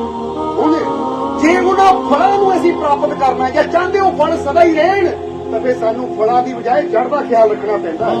ਉਹ ਸਮਝਦੇ ਹੋ ਕਿ ਨਹੀਂ? ਉਹ ਜੜ ਦਾ ਖਿਆਲ ਜੋ ਨਜ਼ਰ ਨਹੀਂ ਆਉਂਦੀ, ਅਗਰ ਉਹਦਾ ਧਿਆਨ ਰੱਖਾਂਗੇ, ਉਹਦੀ ਫਿਕਰ ਕਰਾਂਗੇ ਤਾਂ ਫਲ ਸਾਰੀ ਜ਼ਿੰਦਗੀ ਆਉਂਦੇ ਰਹਿਣਗੇ। ਪਰ ਜੇ ਅਸੀਂ ਫਲਾਂ ਨੂੰ ਪਕੜਨ 'ਚ ਲੱਗ ਜਾਈਏ, ਜੜ ਦੀ ਫਿਕਰ ਛੱਡ ਦਈਏ, ਜੜ ਸੁੱਕ ਜਾਵੇ, ਜੜ ਨਸ਼ਟ ਹੋ ਜਾਵੇ ਤਾਂ ਫਿਰ ਫਲ ਵੀ ਕਿੰਨਾ ਦੇਰ ਲਵਾਂਗੇ ਅਸੀਂ? ਇੱਕੋ ਹੀ ਸੀਜ਼ਨ ਆਏਗਾ, ਫਲ ਤੋੜ ਲਵਾਂਗੇ, ਦੁਬਾਰਾ ਜੜ ਗਈ ਤਾਂ ਪੇੜ ਵੀ ਗਿਆ, ਤੇ ਦੁਬਾਰਾ ਫਲ ਕਦੀ ਆਣਗੇ ਹੀ ਨਹੀਂ। ਇਸੇ ਤਰ੍ਹਾਂ ਇਹ ਖੁਸ਼ੀਆਂ ਦੇ ਫਲ ਨਜ਼ਰ ਆਉਂਦੇ ਹੈ, ਸੁੱਖਾਂ ਦੇ ਫਲ ਨਜ਼ਰ ਆਉਂਦੇ ਹੈ, ਪਰ ਜਿਹੜਾ ਸੁੱਖਾਂ ਦਾ ਦਾਤਾ ਹੈ ਨਾ, ਉਹ ਸੁੱਖਾਂ ਦੇ ਫਲ ਪੈਦਾ ਕਰਨ ਵਾਲਾ, ਜਿੱਥੇ ਉਹ ਸੁੱਖਾਂ ਦੇ ਫਲ ਲੱਗਣੇ ਹੈ, ਉਹ ਪ੍ਰਭੂ ਉਹ ਜੜ ਦੀ ਤਰ੍ਹਾਂ ਜੋ ਨਜ਼ਰ ਨਹੀਂ ਆਉਂਦਾ। ਪਰ ਜੇ ਅਸੀਂ ਉਸ ਨਜ਼ਰ ਨਾ ਆਉਣ ਵਾਲੀ ਜੜ ਨੂੰ ਯਾਨੀ ਪ੍ਰਮਾਤਮਾ ਨੂੰ, ਉਹਦੀ ਬੰਦਗੀ ਨੂੰ ਸੰਭਾਲ ਲਿਆ ਤਾਂ ਫਿਰ ਸਾਡੇ ਜੀਵਨ ਵਿੱਚ ਖੁਸ਼ੀਆਂ ਸੁੱਖਾਂ ਦੇ ਫਲ ਸਦਾ ਹੀ ਮਿਲਦੇ ਰਹਿਣਗੇ। ਸਮਝ ਆ ਰਹੀ ਹੈ ਕਿ ਨਹੀਂ? ਇਸ ਲਈ ਪੇੜਾਂ ਤੋਂ ਅਸੀਂ ਇਹ ਵੀ ਗਿਆਨ ਲੈ ਸਕਦੇ। ਜਿੱਦਾਂ ਸੰਤ ਦਾਦੂ ਦੀ ਗੱਲ ਦੱਸੀ ਨਾ, ਕਹਿੰਦੇ ਹਰ ਚੀਜ਼ ਤੋਂ ਮੈਂ ਗਿਆਨ ਲਿਆ। ਉਹ ਕਹਿੰਦੇ ਜੜ ਨੂੰ ਸੰਭਾਲ ਲਿਆ ਤਾਂ ਫਲ ਵੀ ਮਿਲਣਗੇ, ਠੰਡੀ ਛਾਂ ਵੀ ਮਿਲੇਗੀ। ਪਰ ਜੇ ਤੂੰ ਜੜ ਨੂੰ ਹੀ ਨਾ ਸੰਭਾਲਿਆ ਤਾਂ ਫਲ ਵੀ ਹੱਥੋਂ ਜਾਣਗੇ, ਤਾਂ ਠੰਡੀ ਛਾਂ ਵੀ ਜਾਏਗੀ, ਪੇੜ ਨਸ਼ਟ ਹੋ ਜਾਏਗਾ। ਇਸੇ ਤਰ੍ਹਾਂ ਸਮਝ ਲਓ ਇਹ ਸਾਡਾ ਜੀਵਨ ਇਹ ਪੇੜ ਹੈ, ਔਰ ਇਹ ਪੇੜ ਦੇ ਖੁਸ਼ੀਆਂ ਦੇ ਸੁੱਖਾਂ ਦੇ ਉਹ ਮਿੱਠੇ ਫਲ ਹੈ, ਉਹ ਠੰਡੀ ਛਾਂ ਹੈ ਜੀਵਨ ਦੇ ਵਿੱਚ ਬਰਕਤਾਂ ਦੀ, ਰਹਿਮਤਾਂ ਦੀ। ਪਰ ਇਹ ਫੇਰ ਹੀ ਆਏਗੀ ਅਗਰ ਇਹ ਪੇੜ ਦੀ ਜੜ ਜਿੱਥੋਂ ਪੈਦਾ ਹੋਇਆ ਯਾਨੀ ਉਹ ਪਰਮਾਤਮਾ ਪ੍ਰਭੂ ਜਿਸ ਨੇ ਸਾਨੂੰ ਜੀਵਨ ਦਿੱਤਾ, ਅਗਰ ਉਹਨੂੰ ਸੰਭਾਲ ਲਵਾਂਗੇ। ਇਸ ਲਈ ਆਓ, ਹੁਣ ਸਮਾਂ ਕਾਫੀ ਹੋ ਗਿਆ, ਆਖਰਲੇ ਵਚਨਾਂ 'ਚ ਇਹੀ ਕਵਾਂਗੇ ਕਿ ਆਓ ਆਪਣੇ ਜੀਵਨ ਨੂੰ ਸੰਭਾਲਣ ਵਾਸਤੇ ਜ਼ਰੂਰੀ ਹੈ ਪ੍ਰਭੂ ਦੀ ਬੰਦਗੀ ਨੂੰ ਸੰਭਾਲੀਏ, ਉਹ ਪਰਮਾਤਮਾ ਨੂੰ ਸੰਭਾਲੀਏ, ਉਹਦੇ ਪ੍ਰੇਮ ਨੂੰ ਸੰਭਾਲੀਏ, ਉਹਦੇ ਵਿਸ਼ਵਾਸ ਨੂੰ ਸੰਭਾਲੀਏ। ਕਿਉਂਕਿ ਜਿੱਥੇ ਪ੍ਰੇਮ ਹੈ, ਜਿੱਥੇ ਵਿਸ਼ਵਾਸ ਹੈ, ਔਰ ਜਿਹੜਾ ਭਰੋਸੇ ਦੇ ਨਾਲ ਵਿਸ਼ਵਾਸ ਦੇ ਨਾਲ ਆਪਣੇ ਮਾਲਕ ਨੂੰ ਯਾਦ ਕਰਦਾ ਹੈ, ਫਿਰ ਜਿਵੇਂ ਦੱਸਿਆ ਹੈ ਕਿ ਜਿਹੜਾ ਜੜ ਸੰਭਾਲ ਲਈ ਉਹਨੂੰ ਫਲ ਵੀ ਜ਼ਰੂਰ ਮਿਲਦੇ ਆ। ਫਿਰ ਤੁਹਾਡੇ ਜੀਵਨ 'ਚ ਵੀ ਖੁਸ਼ੀਆਂ ਦੇ ਫਲ ਜ਼ਰੂਰ ਆਉਣਗੇ, ਤੁਹਾਡੇ ਜੀਵਨ 'ਚ ਵੀ ਖੁਸ਼ੀਆਂ ਜ਼ਰੂਰ ਆਉਣਗੀਆਂ, ਕਿਉਂਕਿ ਗੱਲ ਪ੍ਰੇਮ ਦੀ ਹੈ। ਇਸ ਲਈ ਪ੍ਰੇਮ ਤੋਂ ਇੱਕ ਛੋਟੀ ਜਿਹੀ ਕਹਾਣੀ ਸਾਨੂੰ ਯਾਦ ਆ ਗਈ, ਫਿਰ ਸਤਸੰਗ ਦੀ ਸਮਾਪਤੀ ਕਰਾਂਗੇ। ਇਹ ਕਹਾਣੀ ਸਾਨੂੰ ਬੜੀ ਪਿਆਰੀ ਲੱਗਦੀ ਹੈ, ਜਰਾ ਦੱਸਣਾ ਚਾਹਾਂਗੇ ਅਸੀਂ, ਸਮਝਣਾ ਮੇਰਾ ਸਾਰੇ ਜੀਵਾਂ ਨੇ। ਇਹ ਕਹਾਣੀ ਇੱਕ ਵਜ਼ੀਰ ਇੱਕ ਬਾਦਸ਼ਾਹ ਦੀ। ਹੁਣ ਪ੍ਰੇਮ ਕੀ ਕਰ ਸਕਦਾ ਹੈ, ਮੁਹੱਬਤ ਕੀ ਕਰ ਸਕਦੀ ਹੈ, ਉਹ ਅਸੀਂ ਦੱਸਣਾ ਚਾਹਾਂਗੇ ਤੁਹਾਨੂੰ। ਇਹ ਇੱਕ ਵਾਰ ਇੱਕ ਬਾਦਸ਼ਾਹ ਦਾ ਵਜ਼ੀਰ ਜਿਸ ਤੋਂ ਕੋਈ ਗਲਤੀ ਹੋ ਗਈ, ਔਰ ਬਾਦਸ਼ਾਹ ਨੇ ਨਾਰਾਜ਼ ਹੋ ਕੇ ਵਜ਼ੀਰ ਨੂੰ ਮੌਤ ਦੀ ਸਜ਼ਾ ਸੁਣਾ ਦਿੱਤੀ। ਮੌਤ ਦੀ ਸਜ਼ਾ ਸੁਣਾ ਦਿੱਤੀ। ਜਦੋਂ ਮੌਤ ਦੀ ਸਜ਼ਾ ਵਜ਼ੀਰ ਨੂੰ ਸੁਣਾਈ ਬਾਦਸ਼ਾਹ ਨੇ, ਤਾਂ ਸਜ਼ਾ ਕੀ ਸੀ ਕਿ ਬਾਦਸ਼ਾਹ ਦੇ ਮਹਿਲ ਦੇ ਵਿੱਚ ਇੱਕ ਪਿੰਜਰਾ ਸੀ ਜਿਹਦੇ ਅੰਦਰ ਕੁਝ ਆਦਮਖੋਰ ਕੁੱਤੇ ਰੱਖੇ ਗਏ ਸੀ। ਜਿਹਨੂੰ ਬਾਦਸ਼ਾਹ ਨੇ ਦਰਦਨਾਕ ਸਜ਼ਾ ਦੇਣੀ ਹੁੰਦੀ ਹੈ, ਬਾਦਸ਼ਾਹ ਕੀ ਕਰਦਾ ਸੀ, ਉਹਨੂੰ ਉਹਨਾਂ ਖੁੰਖਾਰ ਕੁੱਤਿਆਂ ਦੇ ਪਿੰਜਰੇ 'ਚ ਪਾ ਦਿੰਦਾ ਸੀ ਤਾਂ ਕੁੱਤੇ ਉਹਨੂੰ ਨੋਚ ਕੇ ਖਤਮ ਕਰ ਦਿੰਦੇ ਸੀ, ਮਾਰ ਦਿੰਦੇ ਸੀ, ਖਾ ਜਾਂਦੇ ਸੀ ਉਸਨੂੰ। ਇਸ ਲਈ ਬਾਦਸ਼ਾਹ ਨੇ ਜਦੋਂ ਵਜ਼ੀਰ ਤੋਂ ਇੱਕ ਗਲਤੀ ਹੋ ਗਈ, ਬਾਦਸ਼ਾਹ ਨੇ ਭਰੇ ਦਰਬਾਰ 'ਚ ਫੈਸਲਾ ਸੁਣਾ ਦਿੱਤਾ ਕਿ ਇਸ ਵਜ਼ੀਰ ਨੂੰ ਇਹ ਖੁੰਖਾਰ ਕੁੱਤਿਆਂ ਦੇ ਪਿੰਜਰੇ 'ਚ ਪਾ ਦਿਓ ਤਾਂ ਕਿ ਉਹ ਕੁੱਤੇ ਨੂੰ ਨੋਚ ਕੇ ਖਤਮ ਕਰ ਦੇਣ। ਹੁਣ ਜਦੋਂ ਵਜ਼ੀਰ ਨੂੰ ਲੈ ਕੇ ਤੁਰੇ ਤਾਂ ਵਜ਼ੀਰ ਨੇ ਕਿਹਾ, ਮਹਾਰਾਜ ਮੈਂ 20 ਸਾਲ ਤੋਂ ਤੁਹਾਡੇ ਨਾਲ ਹਾਂ, ਕਿ ਮੇਰੀ ਆਖਰੀ ਇੱਛਾ ਨਹੀਂ ਪੁੱਛੋਗੇ, ਮੇਰੀ ਆਖਰੀ ਖੁਆਇਸ਼ ਨਹੀਂ ਪੁੱਛੋਗੇ? ਮੈਂ 20 ਸਾਲ ਤੁਹਾਡੀ ਸੇਵਾ ਕੀਤੀ, ਠੀਕ ਹੈ, ਮੇਰੇ ਤੋਂ ਗਲਤੀ ਹੋ ਗਈ, ਗੁਨਾਹ ਹੋ ਗਿਆ, ਤੁਸੀਂ ਜਿਹਦੇ ਬਦਲੇ ਮੈਨੂੰ ਸਜ਼ਾ ਦੇ ਦਿੱਤੀ, ਮੈਨੂੰ ਇਹ ਸਜ਼ਾ ਕਬੂਲ ਹੈ, ਮੈਂ ਤੁਹਾਡੀ ਸਜ਼ਾ ਨੂੰ ਕਬੂਲ ਕਰਦਾ ਹਾਂ, ਪਰ ਮੇਰੀ ਆਖਰੀ ਇੱਛਾ ਨਹੀਂ ਪੁੱਛੋਗੇ? ਤਾਂ ਬਾਦਸ਼ਾਹ ਨੇ ਕਿਹਾ, ਦੱਸ ਫਿਰ ਤੇਰੀ ਆਖਰੀ ਇੱਛਾ ਕੀ ਹੈ, ਕਿਉਂਕਿ ਵੈਸੇ ਵੀ ਮਰਨ ਵਾਲੇ ਦੀ ਆਖਰੀ ਇੱਛਾ ਪੂਰੀ ਕੀਤੀ ਜਾਂਦੀ ਹੈ, ਦੱਸ ਤੇਰੀ ਇੱਛਾ ਕੀ ਹੈ? ਤਾਂ ਹੁਣ ਉਸ ਵੇਲੇ ਵਜ਼ੀਰ ਨੇ ਕਿਹਾ, ਮੇਰੀ ਇੱਕੋ ਇੱਛਾ ਹੈ ਕਿ ਜਿਹੜਾ ਤੁਸੀਂ ਮੈਨੂੰ ਅੱਜ ਇਸ ਕੁੱਤਿਆਂ ਦੇ ਵਿੱਚ ਪਾਣਾ ਹੈ, ਪਿੰਜਰੇ 'ਚ ਪਾਣਾ ਹੈ, ਮੈਂ ਚਾਹੁੰਦਾ ਮੈਨੂੰ 15 ਦਿਨ ਦਾ ਸਮਾਂ ਦੇ ਦਿਓ, 15 ਦਿਨ ਬਾਅਦ ਮੈਨੂੰ ਕੁੱਤਿਆਂ ਦੇ ਪਿੰਜਰੇ 'ਚ ਪਾ ਦਿਓ। ਔਰ ਫਿਕਰ ਨਾ ਕਰੋ, 15 ਦਿਨ 'ਚ ਮੈਂ ਦੌੜਦਾ ਕਿਤੇ ਨਹੀਂ, ਜਾਂਦਾ ਕਿਤੇ ਨਹੀਂ, ਕਿਉਂਕਿ ਮੇਰੇ ਕੋਈ ਜ਼ਰੂਰੀ ਕੰਮ ਹੈ, ਉਹ ਜ਼ਰੂਰੀ ਕੰਮ ਮੈਂ ਪੂਰੇ ਕਰ ਲਵਾਂ, ਫਿਰ 15 ਦਿਨਾਂ ਬਾਅਦ ਮੈਂ ਆਪ ਹੀ ਆ ਜਾਊਂ, ਮੈਨੂੰ ਕੁੱਤਿਆਂ ਦੇ ਪਿੰਜਰੇ 'ਚ ਪਾ ਦਿਓ। ਔਰ ਮਹਾਰਾਜ ਜੇ ਤੁਹਾਨੂੰ ਲੱਗਦਾ ਹੈ ਕਿ ਮੈਂ ਦੌੜ ਜਾਊਂ ਤਾਂ ਤੁਸੀਂ ਆਪਣੇ ਸੈਨਿਕਾਂ ਨੂੰ ਮੇਰੇ ਤੇ ਨਜ਼ਰ ਰੱਖਣ ਨੂੰ ਕਹਿ ਸਕਦੇ ਹੋ। ਰਾਜ ਨੇ ਕਿਹਾ, ਦੌੜਨਾ ਕਿੱਥੇ, ਤੈਨੂੰ ਰੱਖੂਗਾ ਹੀ ਮੈਂ ਆਪਣੀ ਕਾਰ ਕੋਠੜੀ 'ਚ, 15 ਦਿਨਾਂ ਬਾਅਦ ਤੈਨੂੰ ਕਰ ਦੇਵਾਂਗੇ, ਜਿਹੜੇ ਕੰਮ ਕਰਨੇ ਆ ਉੱਥੇ ਬੈਠਾ ਕਰੀ ਮੈਂ। ਵਜ਼ੀਰ ਕਹਿੰਦਾ ਇਹ ਵੀ ਠੀਕ ਹੈ। ਹੁਣ ਜਿੱਥੇ ਕੁੱਤਿਆਂ ਦੀ ਕੋਠੜੀ ਸੀ ਉਹ ਤੋਂ ਥੋੜੀ ਦੂਰ ਹੀ ਵਜ਼ੀਰ ਦੀ ਕੋਠੜੀ ਸੀ, ਜਿੱਥੇ ਨੂੰ ਬੰਦ ਕਰ ਦਿੱਤਾ। ਇੱਕ ਦਿਨ ਗੁਜ਼ਰਿਆ, 2 ਦਿਨ ਗੁਜ਼ਰੇ, ਹਫ਼ਤਾ ਗੁਜ਼ਰਿਆ, 10 ਦਿਨ ਗੁਜ਼ਰੇ, 15 ਦਿਨ ਗੁਜ਼ਰ ਗਏ। 15 ਦਿਨਾਂ ਬਾਅਦ फिर वो टाइम आ गया जो बादशाह ने किया कि हुण वक्त आ गया, 15 दिन का समा वजीर ने मंगिया सी पूरा हो गया, लियाओ इस वजीर को कुत्तियां के पिंजरे सुटो। बादशाह भी खड़ गया और होर सैनिक भी खड़ गए तमाशा देखने वास्ते कि जो वजीर को पिंजरे च पाया जाएगा तो वजीर को कितना नोच नोच के खाणगे, क्योंकि आदमखोर कुत्ते हैं। हुण कहते हैं कि जिद्दे वजीर को पिंजरे की तरफ लेके गए, पिंजरा खोलिया, वजीर को अंदर भेजा तो वजीर हसता होया अंदर गया, हसता होया अंदर गया। जिद्दे ही उन्हें पिंजरे च पैर रखिया तो कुत्ते आए और आके कुत्तियों ने वजीर के पैर चटने शुरू कर दिते। वजीर उन्होंने प्यार दे रहा है, उन्होंने प्यार दे रहा है, बह गया उन्होंने तो कुत्ते आले वाले इतना बह गए जिदा कोई बड़ा प्यारा मित्र होता, जिदा तुम पालतू कुत्ता रखा होंगे ना, जब तुम घर जाते हो किदा आके तुहाडे पैरों में चढ़ता कोल बह जाता है, तो जे कोई औपरा आवे कोई गैर आवे तो देख के भौंकना शुरू कर देता है। वो राजा बड़ा हैरान होया, ये खुंखार कुत्ते, आदमखोर कुत्ते बंदे को खाण वाले ये वजीर ने इतना प्यार कर रहे हैं। राजा बड़ा हैरान होया कि मैं भी जान तो डरदा इस पिंजरे के लागे, क्योंकि कुत्ते का की पता कि वे हमला करते हैं, पर वजीर नाल तो इदा घुल मिल गए है जिदा ये पालतू होंगे। तो राजा कोल गया पिंजरे दे, जिद्दे ही राजा कोल गया कुत्ते पैन लग पे, बहु करन लग पे, तो राजा डर गया। पिंजरे को पीछे होके वजीर को पूछता है, वजीर है की मैनू भौंक रहे हैं, तो तेनू प्यार कर रहे हैं, तेनू चट रहे हैं, ये क्यों?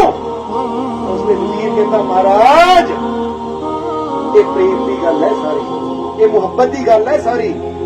मैं तुहाडी नौकरी 20 साल की, तुसी मेरे प्रेम नूं नहीं समझ पाए, पर इन्हां नूं 15 दिन नहीं मैं प्यार किया, ये मैनूं प्यार देना शुरू कर दिता इन्होंने।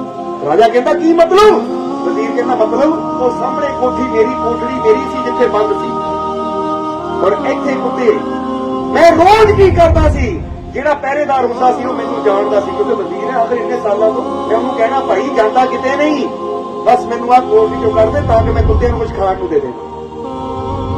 कहता जो उन्होंने भोजन है ना मैं उन्होंने पाना, हर वेले मैं उन्होंने को रहना, उन्होंने इतना तो मैं प्यार बना लिया कि ये 15 दिनों चो मैनू इतना समझण लग गए, मेरे प्यार नूं इतना समझण लग गए कि हुण तुसीं 15 दिन की मेरा गौर करना कि हुण तुसीं मैनू इत्थे एक दिन की 15 दिन भी छड़ दो, 15 साल भी छड़ दो, इन्होंने मैनू प्यार ही करते रहना, क्योंकि प्यार नाल सब दा दिल जित्तिया जा सकता है, प्यार नाल खुंखार को खुंखार नूं भी अपना बनाया जा सकता है। पर महाराज मैं गल कहनी चाहांगा कि ये 15 दिन के प्यार को समझ गए, अपना सुभाव छड़ दिता इन्होंने, आदमखोर तो पालतू बन गए। तो तुसी मेरी 20 साल की सेवा नहीं समझे, मेरी गलती तो तुसी मैनूं मरण तक की सजा दे दी। फिर महाराज सोचो तुहाडे नाल चंगे तां ये कुत्ते है जिहड़े प्यार को समझ गए। जरा समझना ताई बुल्ले शाह ने किया, उठ बुल्लिया हुण यार मना ले, नहीं ते बाजी लै गए कुत्ते ते तो। कुत्ते हो कहते तू भी उठ भाई, अच्छी करनी कर ले, अच्छे कर्म कर ले, नहीं तो वे कुत्ते बाजी लै जाणगे। कहते अमृत वेले जो भी जागे भाग जागदे सुते, जे बंदियां बंदगी ना कीती ते तो चंगे कुत्ते। कि अमृत वेले उठ रब की बंदगी कर ले, रब का नाम ले ला तो तेरे सुते भाग भी जाग जाणगे।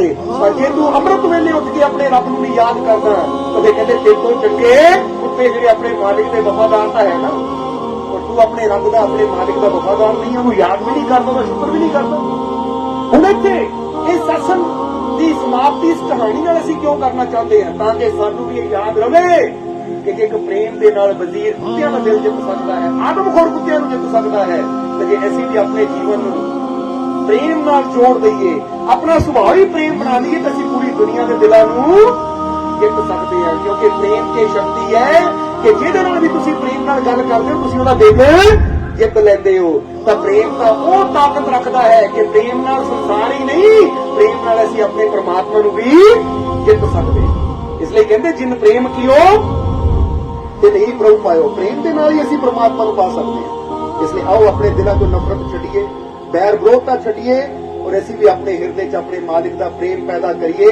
और ये गल विश्वास नाल याद रखिए अपने अंदर कि जे साडे दिलों च प्रेम है, विश्वास है, तो साडा मालिक हर कदम ते हर पल साडे साथ है। क्योंकि जिथे प्रेम है विश्वास है उत्थे ही ओहदा साथ है। तो जे वो साडे साथ है तो फिर जीवन च सानूं कोई कमी ਆਈ ਨਹੀਂ ਸਕਦੀ। ਤਾਂ ਜਿੱਦਾਂ ਹਜ਼ੂਰ ਕਹਿੰਦੇ ਜਿਹੜਾ ਉਹਦਾ ਹੋ ਗਿਆ ਫਿਰ ਉਹਦੀ ਇੱਥੇ ਉੱਥੇ ਦੋਨਾਂ ਜਹਾਨਾਂ ਤੋਂ ਆਪ ਹੀ ਸੰਭਾਲ ਕਰਦੇ ਆ, ਰੱਖਿਆ ਕਰਦੇ। ਇਸ ਲਈ ਆਓ ਆਪਣੇ ਹਿਰਦੇ ਨੂੰ ਆਪਣੇ ਮਾਲਿਕ ਦੇ ਚਰਨਾਂ ਨਾਲ ਜੋੜੀਏ ਔਰ ਇਹ ਸ਼ਬਦ ਰੂਪੀ ਬਿੰਦੀ ਆਪਣੇ ਮੱਥੇ ਤੇ ਲਾਈਏ, ਇਹ ਪ੍ਰੇਮ ਰੂਪੀ ਬਿੰਦੀ ਆਪਣੇ ਮੱਥੇ ਤੇ ਲਾਈਏ ਤਾਂ ਕਿ ਸਾਡੀ ਅਧੂਰੀ ਜ਼ਿੰਦਗੀ ਵੀ ਪੂਰੀ ਹੋ ਜਾਵੇ ਔਰ ਸਾਡਾ ਇਹ ਜੀਵਨ, ਸਾਡਾ ਇਹ ਜਨਮ ਵੀ ਸਫਲ ਹੋ ਜਾਵੇ। ਸੋ ਆਓ ਨਾਮ ਨਾਲ ਜੁੜੀਏ ਔਰ ਆਪਣੀ ਜ਼ਿੰਦਗੀ, ਆਪਣੇ ਜੀਵਨ ਨੂੰ ਸਫਲ ਬਣਾਈਏ ਔਰ ਮਾਲਕ ਦੇ ਘਰ ਦੀਆਂ ਰਹਿਮਤਾਂ ਨੂੰ ਪ੍ਰਾਪਤ ਕਰੀਏ। ਔਰ ਹੁਣ ਇਹਨਾਂ ਵਚਨਾਂ ਨਾਲ ਹੀ ਕਿ ਅਸੀਂ ਅੱਜ ਦੇ ਸਤਸੰਗ ਦੀ ਸਮਾਪਤੀ ਕਰਾਂਗੇ ਔਰ ਅੰਤ ਵਿੱਚ ਇਹੀ ਉਸ ਮਾਲਕ ਦੇ ਚਰਨਾਂ 'ਚ ਅਰਦਾਸ ਬੇਨਤੀ ਕਰਾਂਗੇ ਕਿ ਮਾਲਕ ਤੁਹਾਨੂੰ ਸਭ ਨੂੰ ਨਾਮ ਨਾਲ ਜੁੜਨ ਦੀ ਤਾਕਤ ਦੇਣ, ਤੁਹਾਨੂੰ ਸਭ ਨੂੰ ਨਾਮ ਜਪਣ ਦੀ ਤਾਕਤ ਦੇਣ, ਸੇਵਾ ਸਿਮਰਨ ਕਰਨ ਦਾ ਮਾਲਕ ਤੁਹਾਨੂੰ ਬਲ ਬਖਸ਼ਣ